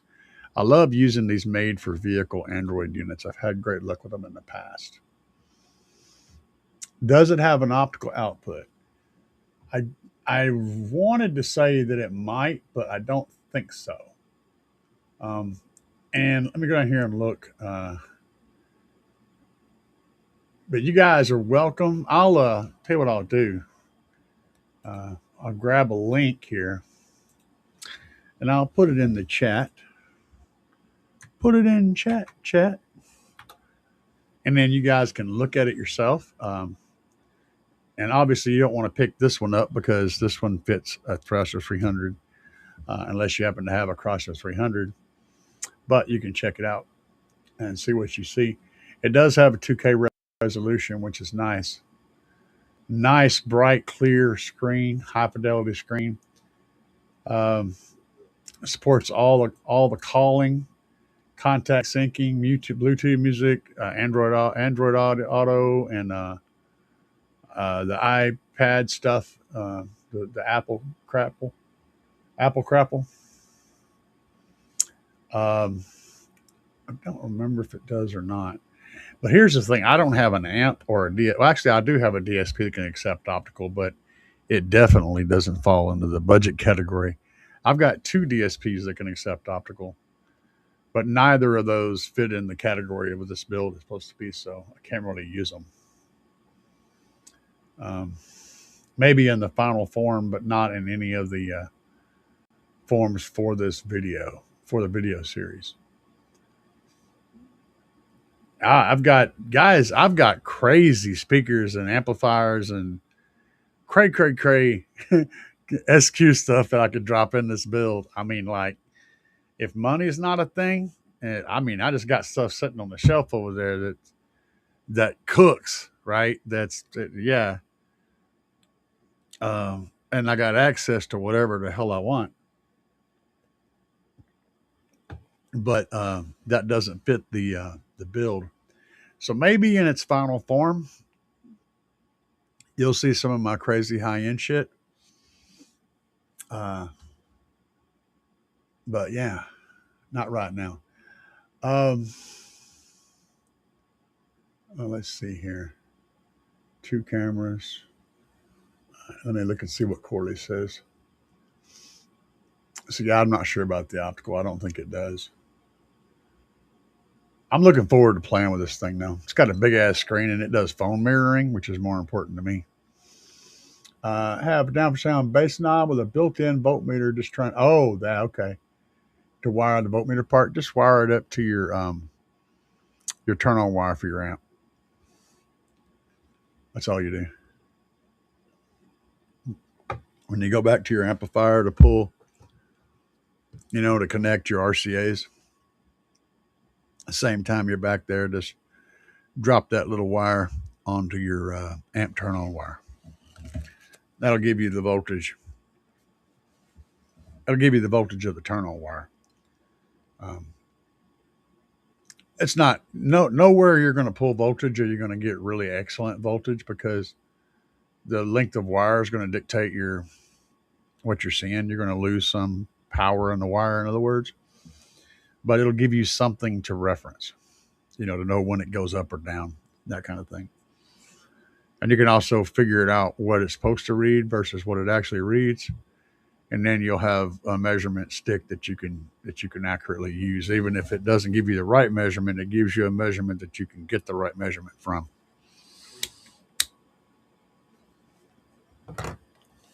I need. What happened? What? Stop doing that crazy stuff, screen. I need to get 2 cameras for my head unit. Why? I don't know. Just because. They're not expensive, man. Most of the time, you can get these little guys like this right here. For next to nothing. They're just stupid cheap. They come with this style of cord with the RCA deal. You just got to make sure that you've got inputs on your radio for those 2 cameras, and then you got to figure out how to activate them, because the radio, the radio will have one. You may need to use your CAN bus to pull your reverse signal, or pull one off of your backup, your reverse light, or whatever. You got to figure out how to trigger them, but they're not hard to hook up, and they're not expensive either. More of a pain in the butt to run that wire than anything else. I got something you can school me on. All right, see what you got. I've always been of the mind that when you went a little over RMS with a sub, I'm being told I can run a P3D410 on my. Oh my God, I hate it when you guys expect me to know what the hell specific equipment you're talking about by the model number. A Rockford, I'm guessing that's a Rockford dual 4 10-inch on my 2755 amp. I have no idea what the power rating is on that amp. And I'm not being mean. I just don't know. You have it all memorized because, you get the thing in there, you talk about it all the time. I don't know the model number for that thing. I'm guessing it's a Rockford amp and a Rockford sub. And I'm guessing it's a 5-channel amp with a 5th channel subwoofer output, but I have no idea. I will say this though. Let's say, okay, the way I generally, so there's 2, and I know I'm having a hard time answering your question because it's not a simple answer.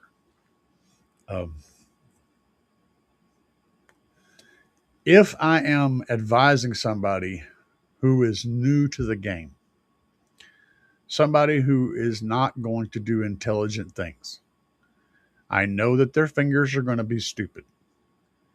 They want something that's going to probably not die whenever they do stupid. Okay. I usually advise them to go with an amp that's rated about the RMS rating of the sub. I know that sub is never going to see more than about half power because that's how that works. And that's perfect for stupid. All right. Even if you're clipping it all to hell, there's a real good chance the sub is going to survive running that much power. However, once your impedance rises, you're going to be looking at like 3 ohms or 3.5 ohms of rise. And the reality is that while your amp, you're like for my 8Ks, for example, my 8K, well, I was running a single 8K, I was getting around a 3.2, 3.3 ohms of impedance at rise. And during that time, my amp was still producing a little over 5,000 watts, which is really solid numbers considering the ohm load it was seeing. But assuming average, your amp's going to be about half of its power at a 4 ohm. At a 4 ohm load, you're going to be looking at probably half or less of your power. And so whenever your impedance is rising, you're going to be at power. In other words, if you've got a 5,000 watt amp on a 2,500 watt sub, after impedance rise, you're going to have about 2,500 watts on a 2,500 watt sub. That said, there are going to be times when you're not at impedance rise where you're going to have a 5,000 watt amp on a 2,500 watt sub. So having some sense and some experience to guide your bass knob hand, if you have that and you have the ability to back off when you know you're doing too much, running double power is about what I generally do. I find that it works good for me, if your subs can take it. Having said that, I know the P3 is a solid sub. It can't take that though. It doesn't have the cooling. It just doesn't have the mechanical cooling built into it to handle that kind of power. I would not push those subs past their RMS. That's what I'm saying. If that's a Rockford P3 that you've got that you're talking about, I would not go that route. I would keep it closer to its accuracy range. That's my opinion. All right. And T. Corley said, I kind of want to get an iPad just to basically make it my head unit. Did that for like 5 years. Works great. It really does. I'll tell you the places where it falls short and the places where it excels. Okay. Having been someone who has done that for an extremely long period of time, I think I'm qualified to make this statement. Charging. You really want to keep it plugged in all the time. And you want to plug it into a source that doesn't turn off with your key. Meaning that if you're going to leave your vehicle parked for more than a few days at a time without driving it, you might want to go out there and start it, because it's going to be pulling, 1 or 2 amps constantly. Basically, it's like a 2 amp constant drain on the battery, which is fine for a day or two, even a weekend. But you're going to run into issues if you try to run it, sit it and park it for a week while you're out doing whatever and come back in. You'll probably find a dead battery at that point. That's one thing. So can you have it where it charges when the vehicle's on? Yes. And that works too, to a point. So if you go into it and unlock it, you got to jailbreak it, okay, and go in there and set it up to where it goes to sleep when it doesn't see power, right? So whenever your charger turns off because your key's off, it'll just go, oh, there's no power, and go to sleep. It'll still be on, but it'll be in very, very low power mode. Then it will charge when it's on. Now, here's the kicker. It won't quite charge enough unless you're driving it every day. If you're driving it every day, it will charge enough. If you're driving 10 minutes to work and then 10 minutes home and it spends most of the time sitting, it's not going to charge enough to maintain it. And over time, it's going to slowly lose battery. And every once in a while, you're going to plug it into a hard charge and let it build back up. That's the biggest problem with the system. The only other real issue, there's not really any more issues. That's really the only one. That's really the only thing I ever ran into was that. And ultimately I left mine on charge all the time. Just left it just constantly charging, and I kept an eye on shit, because my vehicle sits most of the time. So I had to go whenever whenever I come home, I plug it in. I just plug it in because it might not move again for a month or 2 or 3 weeks at a time. So I plug it in and it charges. But that's the only thing. And then you need to download. You got to jailbreak it and fix that. You want to download an app that makes it always, it's called auto rotate or something like that. And basically it makes it so that your apps all try to open in horizontal. But you can work around that stuff. None of that's got to happen. Let's see here.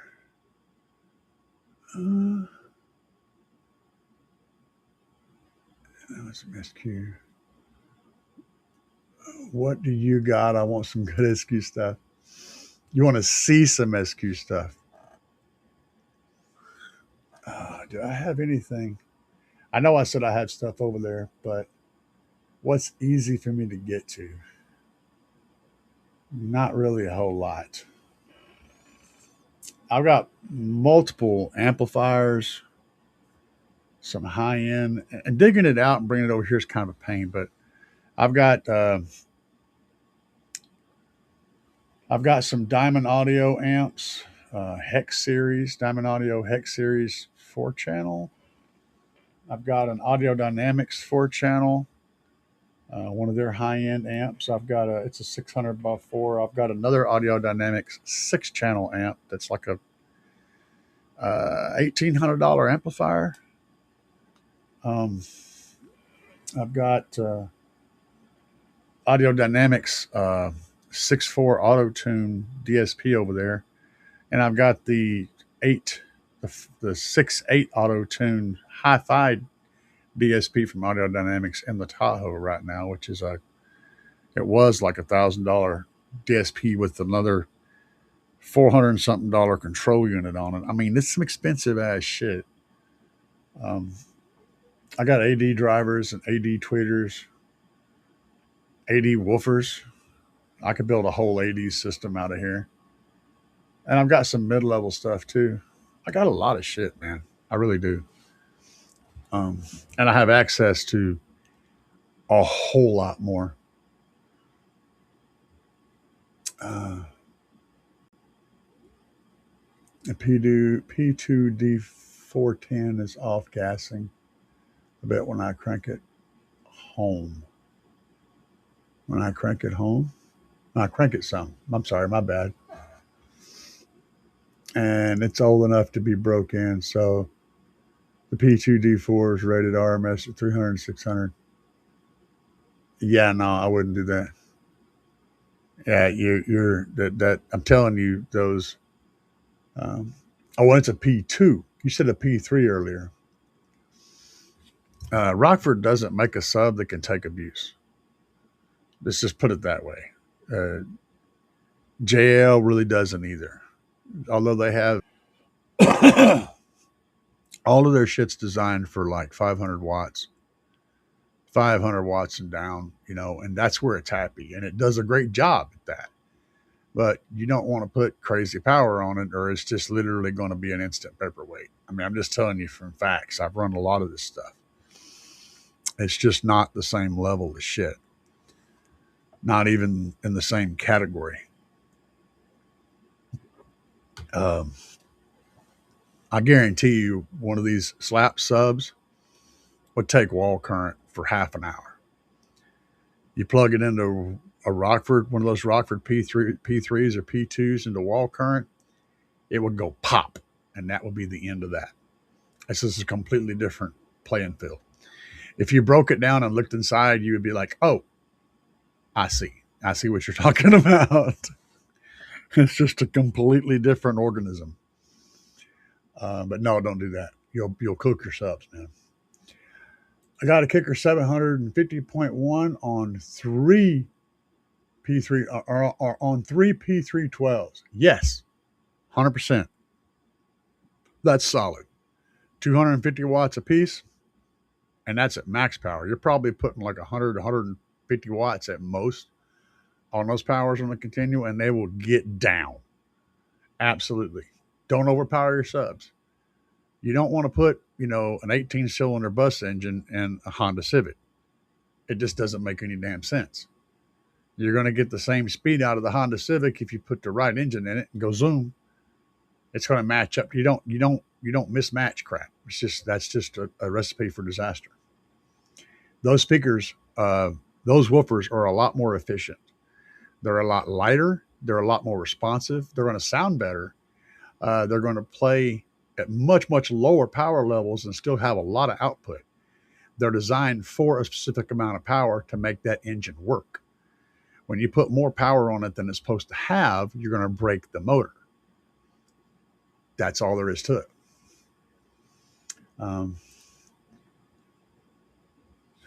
Some dash kits for a few vehicles. You can mount and remove the iPad. Oh, yeah.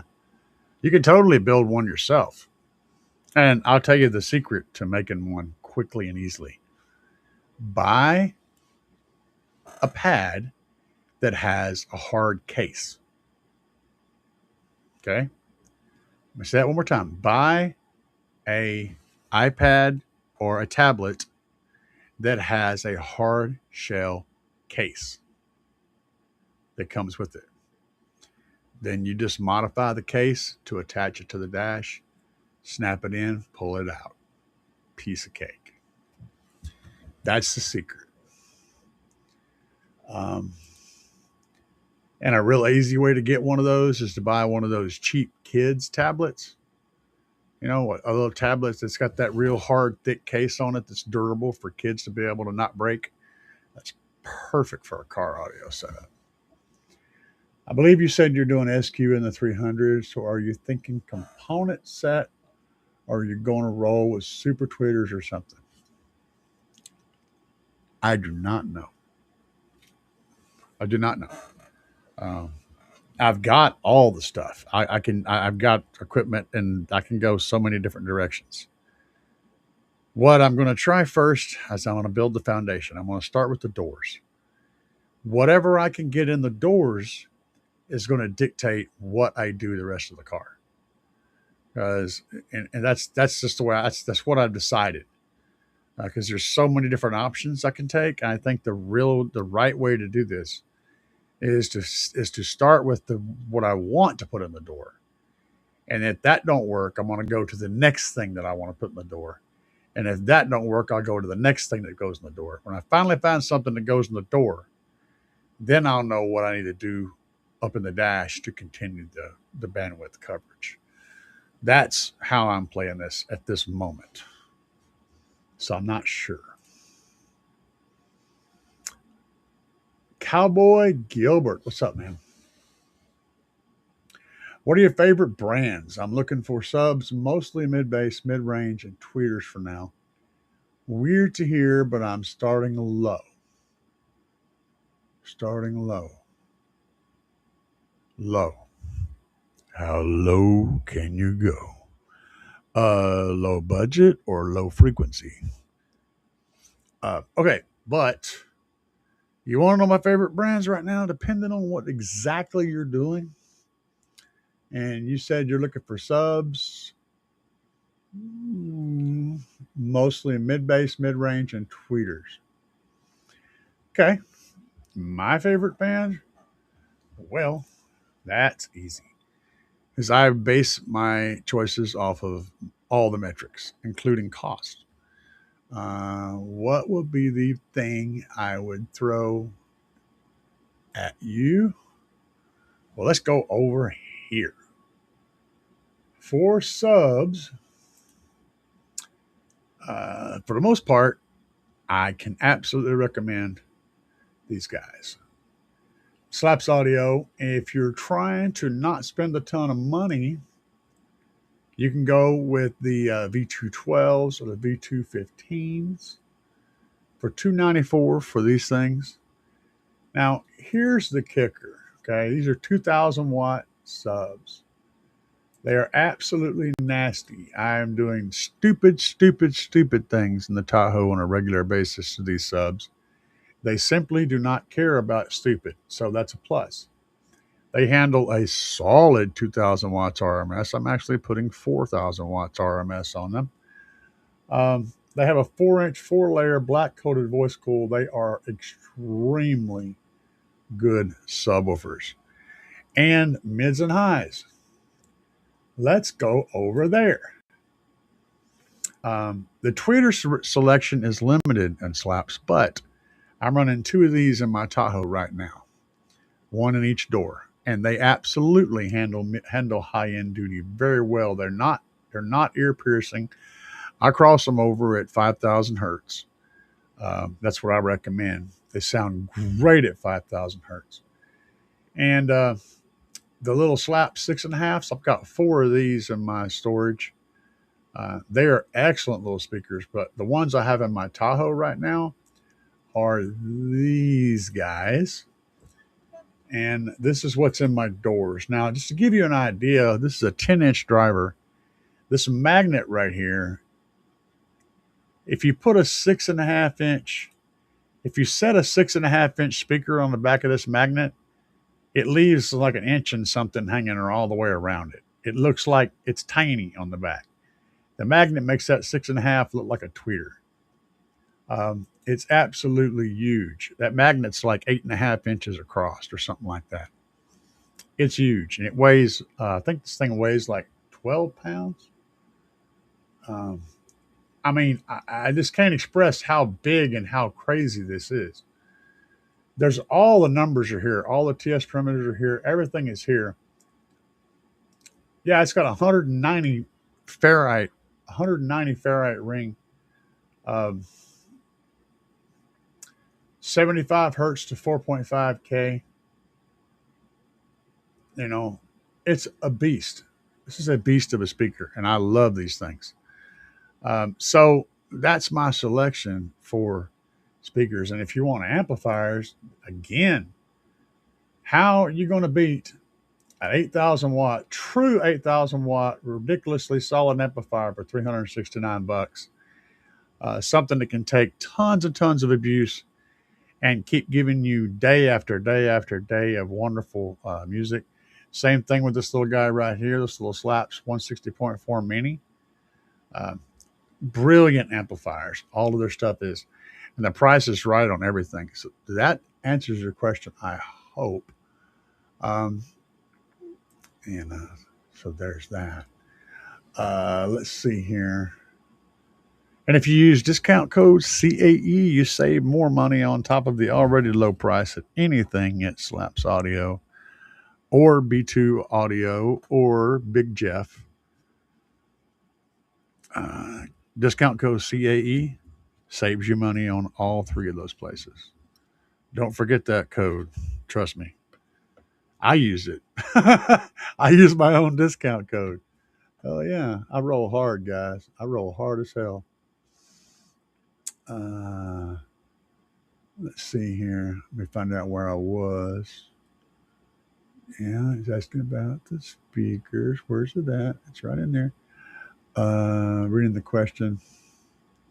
Okay, I'm not to that point yet. Let's back up. All right, yeah. Okay, so I am to that point. Now we are there. Shadowphage said, you didn't finish reading the question. Okay. Sorry, dude. Hey, look. Brain, old man, dumb. Rockford is not competition estimate. No. And I expect it to be. Absolutely. The last part of the question is about the P3. I got you. But yeah, okay.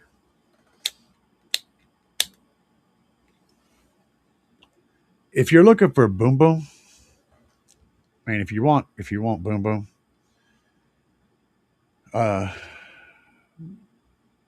jumping from the P3 to even the Oblivion line at Slaps is night and day. They're not even. They're so different. So different. Like twice the excursion and many times the power handling. It's a completely different monster. But you're going to get smoother, a smoother bass, a smoother tonal shelf with a better roll off, better transients, um, more accurate bass out of those Rockfords than you will any SPL style subwoofer. You're going to get a whole lot quicker and tighter response to everything. It's just going to be a more accurate driver.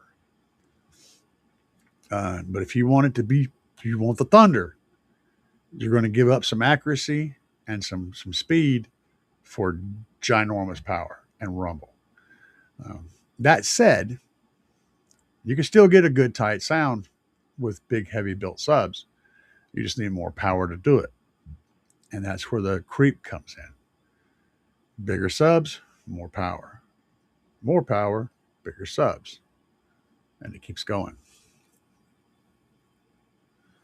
To get those big, heavy subs, inefficient subs to be accurate and respond quickly and snappy, you got to put a lot of power on them. And if you're putting big amps on them, you got to put big batteries and alternators on those big amps. It just keeps going. Never ends. So, yeah, I'm just trying to give you the knowledge. You can decide how you want to use it. Now, low in price, my price range can go up to $800. I'm not looking for subs. Okay, so you're looking at mid bass. Well, I showed you some hot mid bass as well as subs. And some good tweeters. But if you want to, I mean, the price, you can't beat the price on it. Dude, just go to Slaps and look at what's there. They're crazy, man. The prices are insane.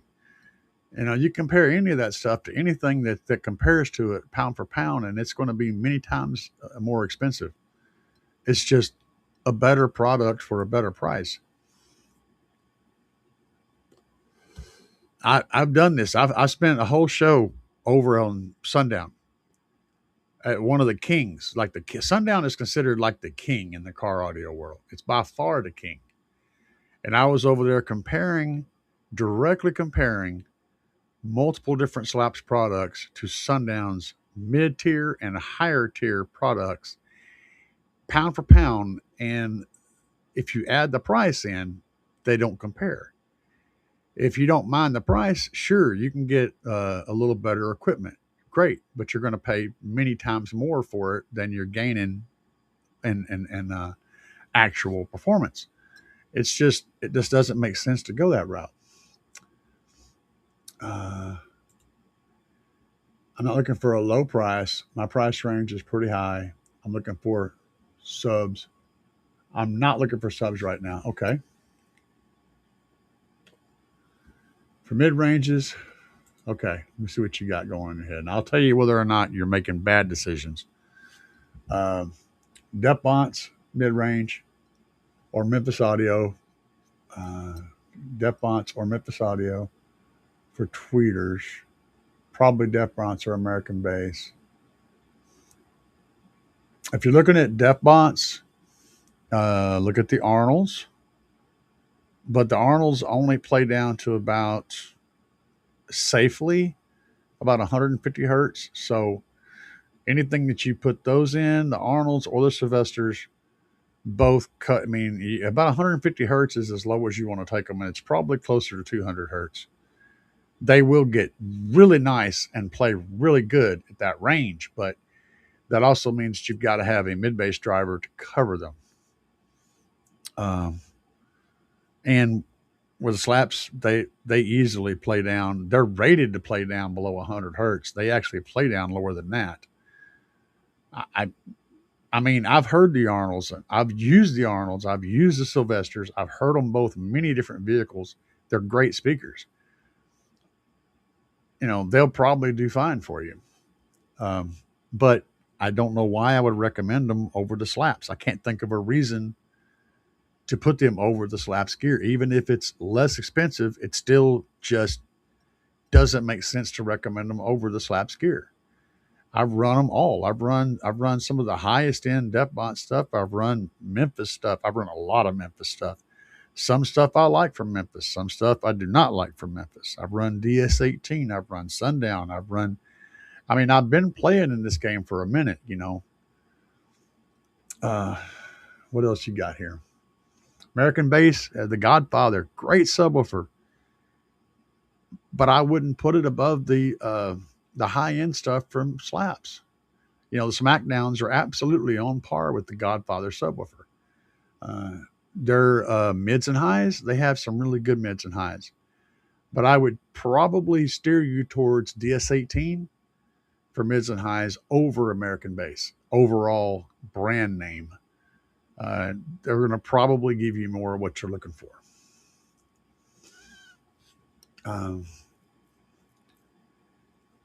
Not Memphis on mids and highs. I wouldn't do that.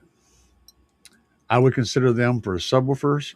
They're kind of in between the Rockford sub and that kind of mainstream, low power, but really good sounding subs. They're kind of in between that and an SPL sub. They're somewhere in the middle. They're not really SPL subs, but, as far as their mids and highs, they're just okay. Nothing great about them. Recommendations on mids and highs.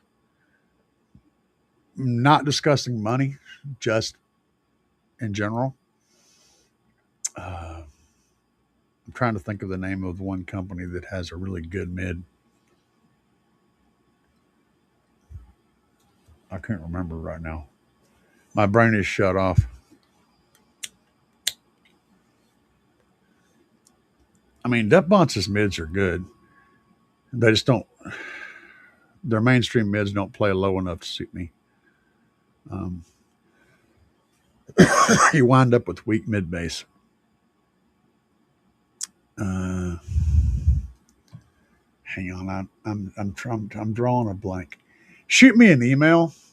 All right, Cowboy Girl or Cowboy Gilbert. God, I want to say Cowboy Girl because your name's Gilbert. Yeah.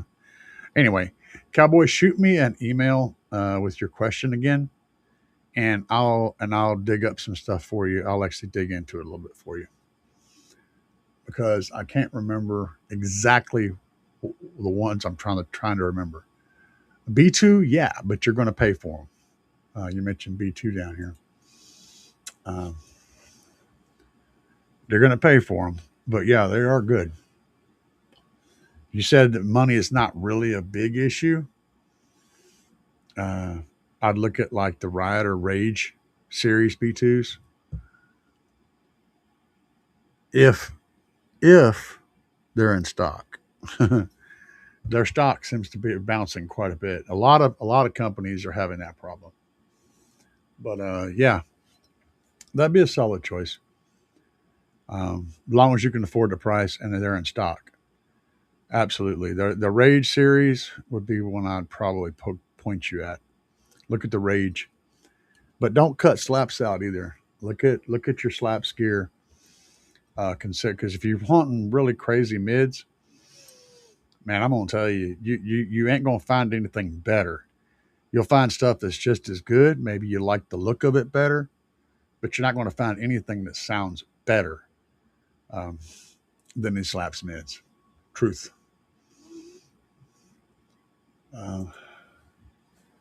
Shadow said, I'm happy with SQL of the RF. Rockford's just off gassing a bit.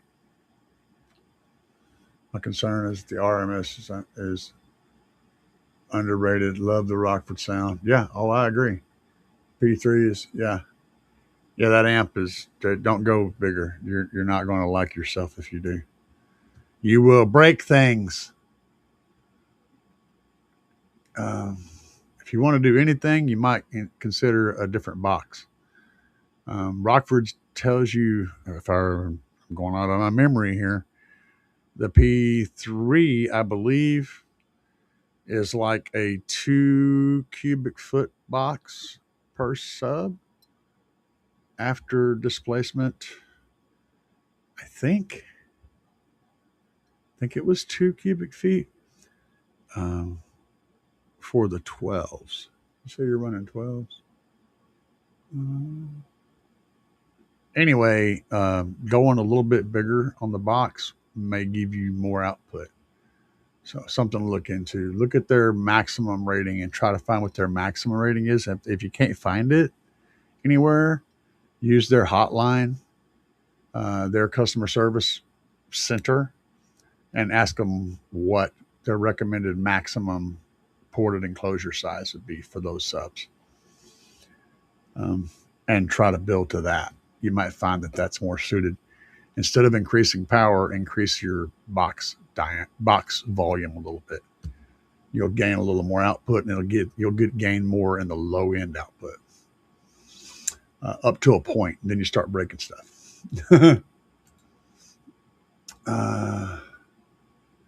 215. So if I only do 215s or 218s in the Cabin Silverado, when I do Slaps of Oblivions or Smackdowns, they both run in a similar box size, so you could do either one. Power don't matter. The Smackdown is going to give you the better performance, especially if you're limited to 2. I would definitely say the 18s. But I will give you guys a little tip. For those of you sticking around tonight, there is an Oblivion 18 coming. It might be a few months before it gets here, but it's coming. Still, if I was limited to 2, I would try to run 2 Smackdown 18s if you can fit them. But that's a lot of airspace. And you said in a truck. Extended cab, is that the cab and a half or the double cab? If it's the cab and a half, you're basically going to be building a wall, because you're going to need all the airspace, floor to ceiling, from the seat back to the window, to get enough airspace for 2 18s. But if it's a double cab, you could probably fit 2 18s below the window line. If it's got the full back seat and the extra doors, the 4 doors, you could probably fit 2 18s below the window line. That would be the jam. JL's the only king. Hell yeah, man. JL. I love my JL subs. They're not made to do the crap that we do now, but they give a lot. They still do give a lot. I'll let you on the RMS situation. I love Rockford, so I'm sticking with them. But don't want to buy P3s and not able to make it perform with my amp. They say it will.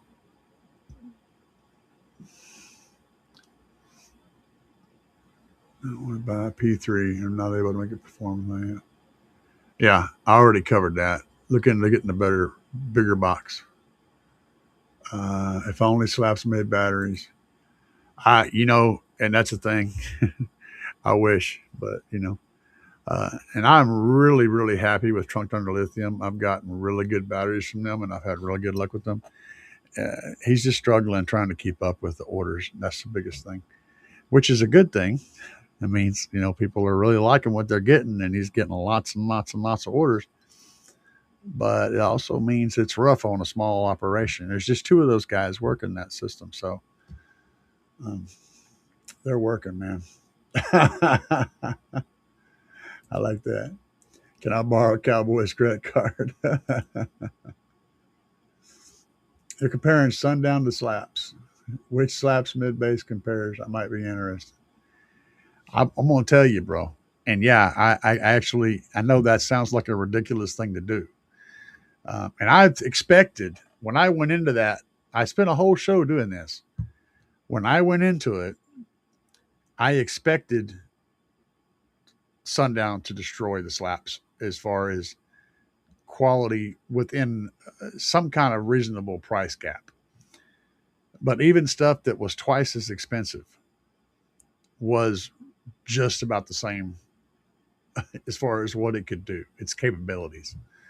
Um, Pick your drivers and compare them yourself, man. I mean, I can go through it, but not everybody's wanting to watch that right now. But pick your drivers and compare them spec for spec all the way through. When you find something that literally lines up really close to a slaps driver, it's going to be much, much more expensive.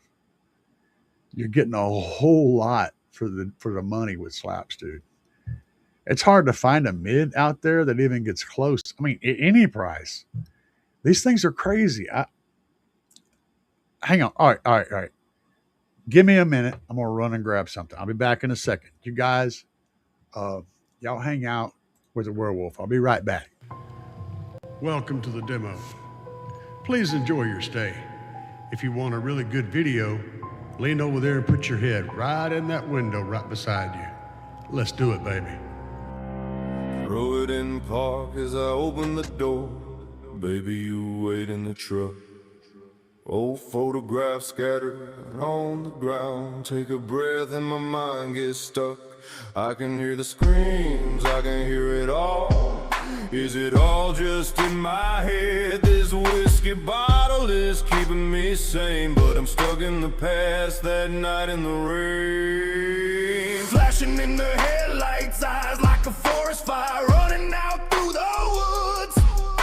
Screaming through the treetops, crashing through the mountains. This guy is up to no good. My blood ran cold as my lights caught a flash of something out across the plains. I stood there staring at a blood-soaked human covered with fur in the rain. The night the werewolf came. The night he went insane. Bloodshed in the rain on the night the werewolf came. The night he went insane.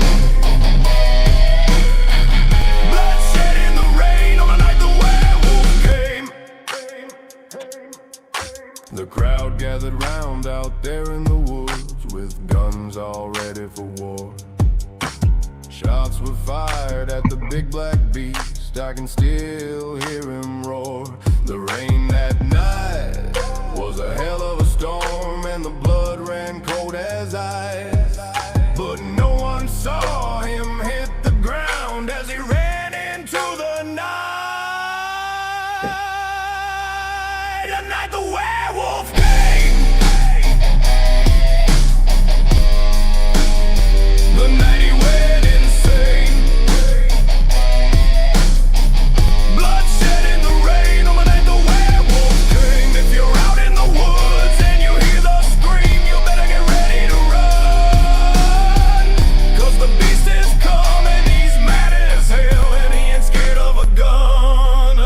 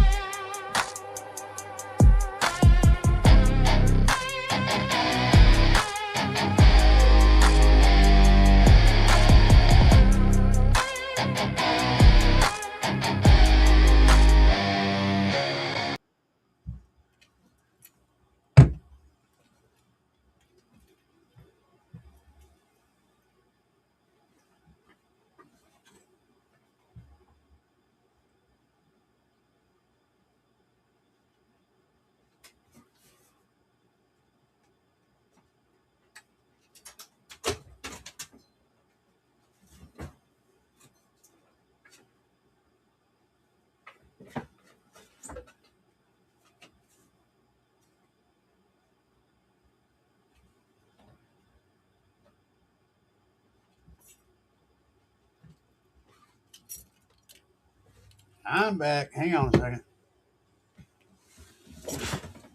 Ah. Whew. All right. I had to go had to go walkabout. Just a second. I got some stuff I want to show you guys. Yeah. I had to go pull stuff out of storage. All right. All right. So, first of all, I want to give you an illustration here. Just a second. I made a bit of a mess over here. I poured like I'd had 9 drinks, and I don't drink anymore. All right. So first of all, let's talk about your basic car audio 6.5. This is a Memphis. I like the way these M series sound. Relatively inexpensive. Okay. 6.5 with this phase plug. Nice little driver. Got a roll. Look at the power end of this. There's no cooling here. Okay. There's no cooling vents along the sides. Regular stamped steel basket. Nice little driver. This is the kind of driver you would typically replace your stuff with. Now let's look at Depbonts. This is a Machete. It's very similar to the Arnold, or to the Sylvester, actually. Also, now this one, okay, this one has a vent back here. I don't think it's actually a cooling vent. I think it's actually just a hole for the wire. No, it's not. It may be a cooling vent. Yeah, it does. It has a cooling vent back there, and it has little vents along the sides. You can barely see them, but they're there. See that? To allow the voice coil to cool. This is going to be a good sound on the little driver. It's also a 6.5. This is similar to a Sylvester. Okay. Now that's this one right here, right? This is the Slaps 6.5. All right. Back to this one. The motor. You see what we have back here? We have, I can almost get my thumb in there. I can put my finger in there. All right. That is running all the way through. And inside, you can't see it, but inside there's actually a fluted spot inside that's beveled to allow the airflow to come through here and nice and quietly. You've also got center pole vented, and you've got exterior pole venting around the sides. And this driver has an aluminum basket, not a stamped steel basket. It has push terminals on it. And this is from Slaps, guys. It has push terminals on it. And it has a nice aluminum basket, a vented motor, double vented motor for maximum cooling. It's a big motor. This is a Slaps driver. This is a Depbonts driver with a stamped steel basket. And this driver costs more than this driver. I'm not talking out of my ass, okay? I went and pulled sets. I love the way these things sound. They don't take a lot of power, but they sound real good. And I've got several of these. This is the Slaps 6.5. Now, you guys have seen 6.5-inch drivers. How many have you seen that look like this? Okay. All right. That look like this. And what are the prices when you do find one? This thing is heavy. When you find one that's built this way, it's always very expensive. All right.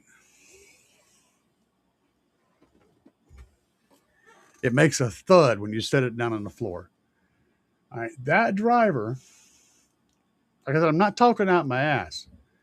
That driver that you were just looking at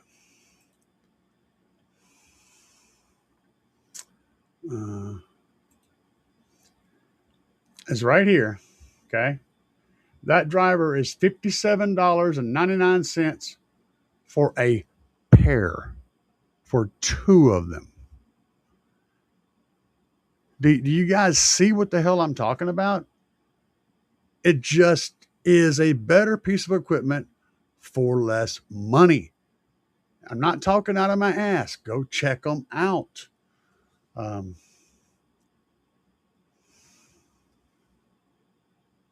ha, Base Villa. Yeah, I can definitely do that. Let's see here. Uh, Base Villa, is that 3 jobs action right there? Hell yeah, man. For real. Man said he's cashing paychecks. I'm down with that. Either that or driving a truck. Same thing. If you're looking for cheaper, say 6.5 inch Pro Audio, two 6.5s in the door, my daily non amplified FXX 6.5. Yeah. Uh,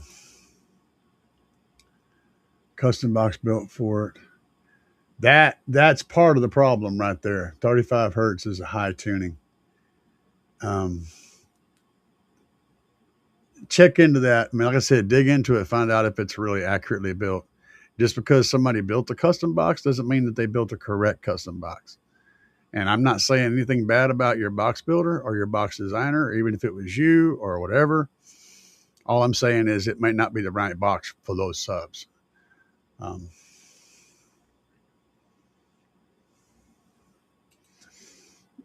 Off gassing means that they're just, uh, when you say off gassing, that means you're heating the coil up. You're heating the coil up and you're making the wire hot enough to where you smell the plastic getting hot. Um, if they've been doing that for a long, long time, it's probably nothing to worry about. But that means you're playing high notes. High notes love to heat up voice coils. Uh, Maybe you're clipping. Maybe you're putting too much power on them. Um, all of those things are relevant. And without being there to listen, see, smell, interact with it, I have a hard time narrowing it down. But you're getting the coils too hot, is what's happening. How you're doing that exactly, I don't know. But I would say get a bigger box, a little more room, put a little less power on them, and you probably won't have that happen. But there's a whole lot of things that could be the case. I'm not there to make those real judgments. I'm sorry, but I can't help you in that quick fashion without having a whole lot more information. Uh, Price is fluid because I'm not buying everything all at once. Yep, buying each part and each speaker one at a time over time. Hopefully, um, what I showed you, and I'm not talking about brands. Look, if you ignore the brands of the stuff that I just showed you and look at what you're getting, just look at the product. Pay attention to the mechanical thing, not the name on it. It's hard to beat at any price, especially at that price. I mean, holy crap, dude. And if you want to know what they sound like, man, they kick balls.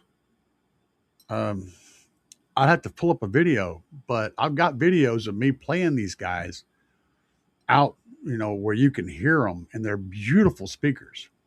Absolutely beautiful. These exact speakers. I would love to Rockford.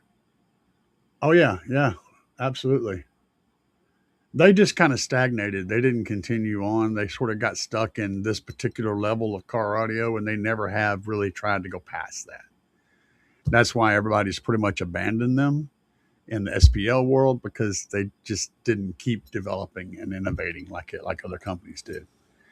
JL did that too. Kicker did that too for a long time, and then Kicker said, "You know what? Let's get back in the game," and they did. 412s in the back seat cannot. I'll run around 412s. So yeah, you got a double cab then. Yeah, 218s is going to give you quite a bit more than 412s. You'll be amazed at the difference it makes. 218s significantly more air movement. Have you heard or seen the Aldis Design subs? No. I don't really travel to Florida, so I haven't seen them from there. Any from there? Sorry, I do not. I have not. Do not. But there's a whole lot of equipment out there now. A whole lot of name brands. um, yeah, I showed you one of my favorites. Have you heard? Let's see, the P310 slapped pretty good. Got a pair sitting under the TV I'm watching this on. They got smelly. They get smelly over RMS. Yeah, they will. And they get too smelly, they'll stop working. Good system sounds. The off gassing has me concerned. Yeah, and it had me concerned too. I'm thinking your subs may be on the way out. Hopefully, I'm wrong though. That's what my brain would automatically be thinking.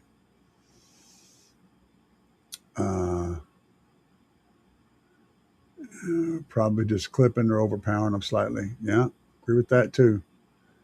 You said no clipping and tune clean. I don't know. Let's see, a random side note.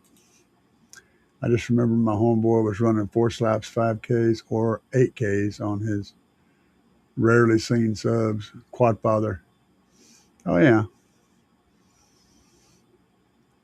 That'll get down. 4 5Ks, I don't know how many. 4 5Ks. Usually a 5K is typical for one sub. A lot of guys that run a single sub run a 5K on them.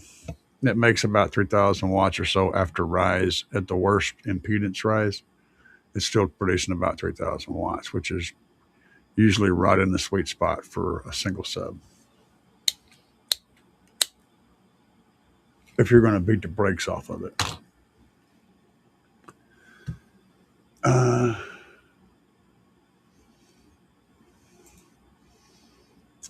So a 6.5 mid in a box, let's say, would porting have any benefit? Sure. You can port a sub, you can port a speaker of any size. Now, I mean, shit, your phone probably has a port in it. Most of the little Bluetooth speakers have ports, or they have a passive radiator. A port makes it more efficient no matter what it is. And whatever that tuning is on that port's going to either extend the shelf or it's going to boost an area, depending on what you're trying to do.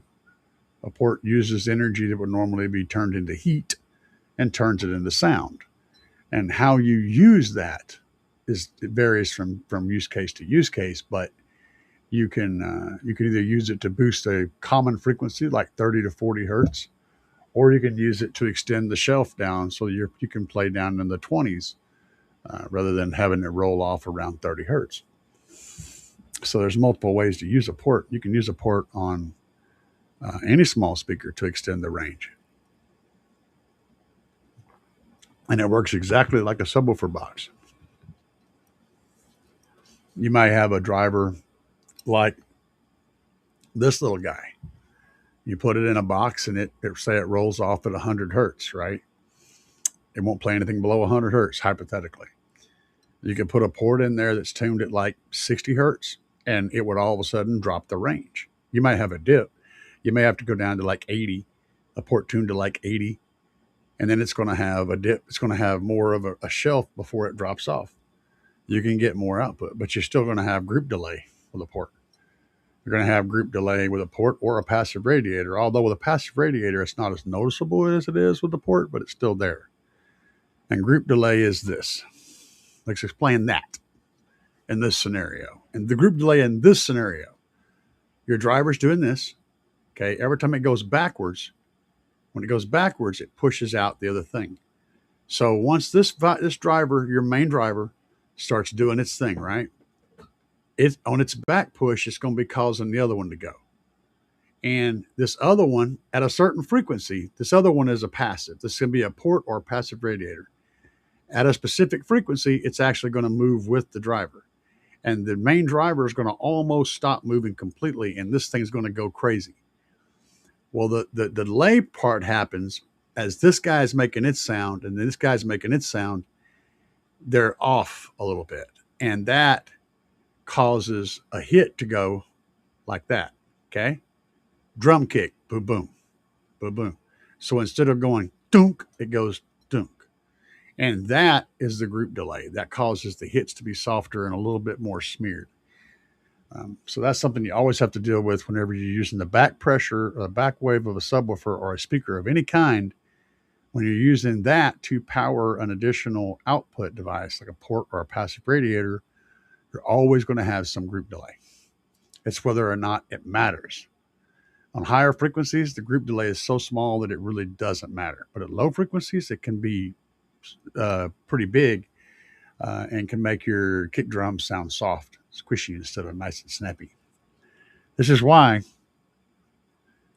all your hardcore SQ guys are all about sealed boxes. It's because of that reason. And he wants to know if I could finger the magnet a little bit slower with a little more rhythm. If I do, it's going to start playing lows. Or maybe highs. I don't know. So a 6.5 mid. Yep. Box would be any type advantage importing it, right? I'm happy with my PRV mid bass 8s. And guys, you think the magnet in the back of that 6.5 is something? You should see the ones on the back of those 10s. The magnets are huge. And I have to hold the thing with 2 hands. It's heavy. This thing has my 10s have, I can put my thumb in there and do this. It's got a massive pole vent. It's got more motor structure than most subwoofers on the market. And this is a mid-bass driver. They are absolutely absurd. That's the only issue I'm concerned about. It's all turned up. But usually your song's heating them up. I have that effect on songs.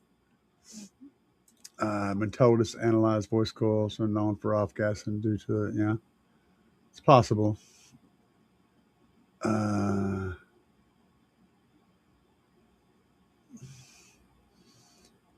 The P3 is a substantial more speaker than the P2 is. PRE 6.5 on the truck. I still love them, but my truck got hit a while back, so that sucks. The slaps in mid bass, not just mid range. Yeah, these are mid bass drivers. They're all mid bass drivers. And the rating on them is very conservative. What I mean by that is, I'll show you what I mean by that. Get me in trouble, but the frequency range is set on these 6.5s, I believe. Yeah. On the whoa, come here. What are you doing, you stupid freaking mouse? On the 6.5s, the frequency range is set at 110 to 5300. I can tell you they can play a lot lower than that, and they sound good playing lower than that. The thing is, if you play them lower than that, the 200 watt RMS figure is something you don't want to try to achieve. You're putting about 50 to 75 watts on them, you can easily play them down to 50 hertz. And they will give you good, solid mid bass. You're just not wanting to push this much power on them at that frequency. So this RMS rating is specifically for this frequency range. So as long as you're not putting this much power on them, you can go lower than this. Now, as far as higher than this, I know they will play cleanly up to 5,000 hertz because they will absolutely match up to a tweeter crossed over at 5,000 hertz. I've had them in that configuration, and they do really good. They'll do even higher than that, but they roll off at around 5,000, a little above 5,000, which it says 5,300, but a little above 5,000, they start rolling off and getting a little soft. They're not going to go much higher than that. But they will, if you don't put crazy power on them, you can absolutely get really, really good range out of them and good low end power out of them. I have videos, but I don't know. I don't know if I can find one very easily. Let me see here.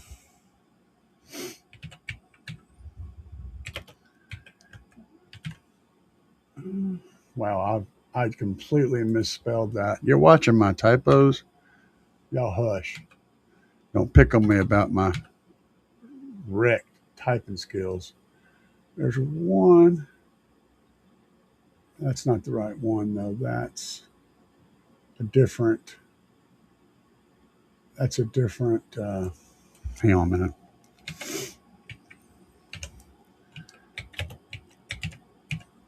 That's actually on. That one was actually on Rico's. Here you go. Check this shit out. Let me get this. Make sure this is up. You guys watch this shit.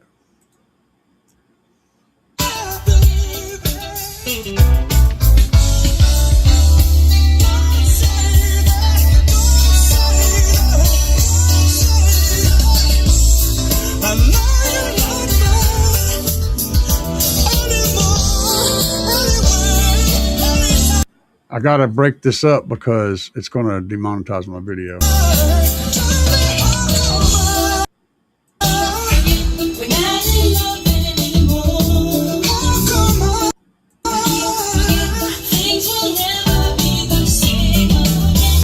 Those are the 10s right there. Jamming, right?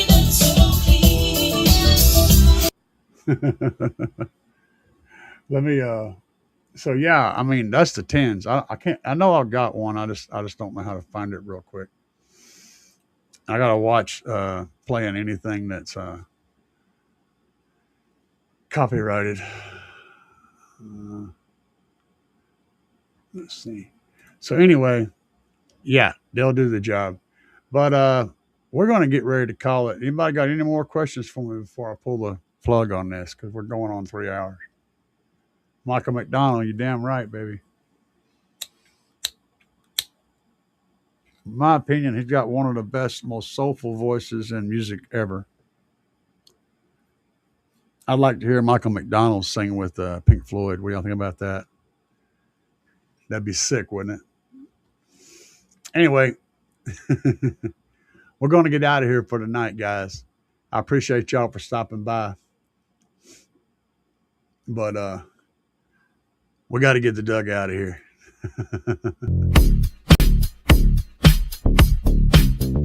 Yeah. Yeah.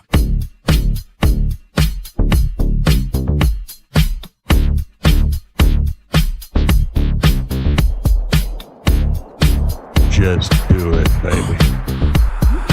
Out here banging up and down the street, slamming it to the ground. Big subwoofers are getting loud. You can feel the booming sound. Getting ready to go. Got it shined up for the show. Hours charging, amps are amping, gonna let the woofers blow. Another one bites the dust. Yeah, baby. Another one bites the dust. And another one goes, and another one goes, and another one bites the dust. We got more at home. Another one bites the dust.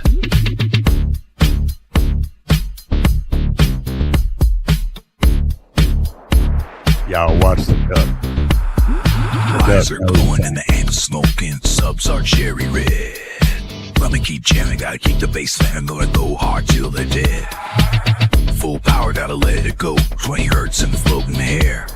Sparks are flying, voice coils are frying, and the smoke is in the air.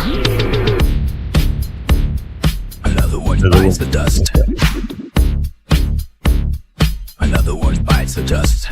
And another one goes, and another one goes, and another one bites the dust. Hey, we got more at home. Another one bites the dust.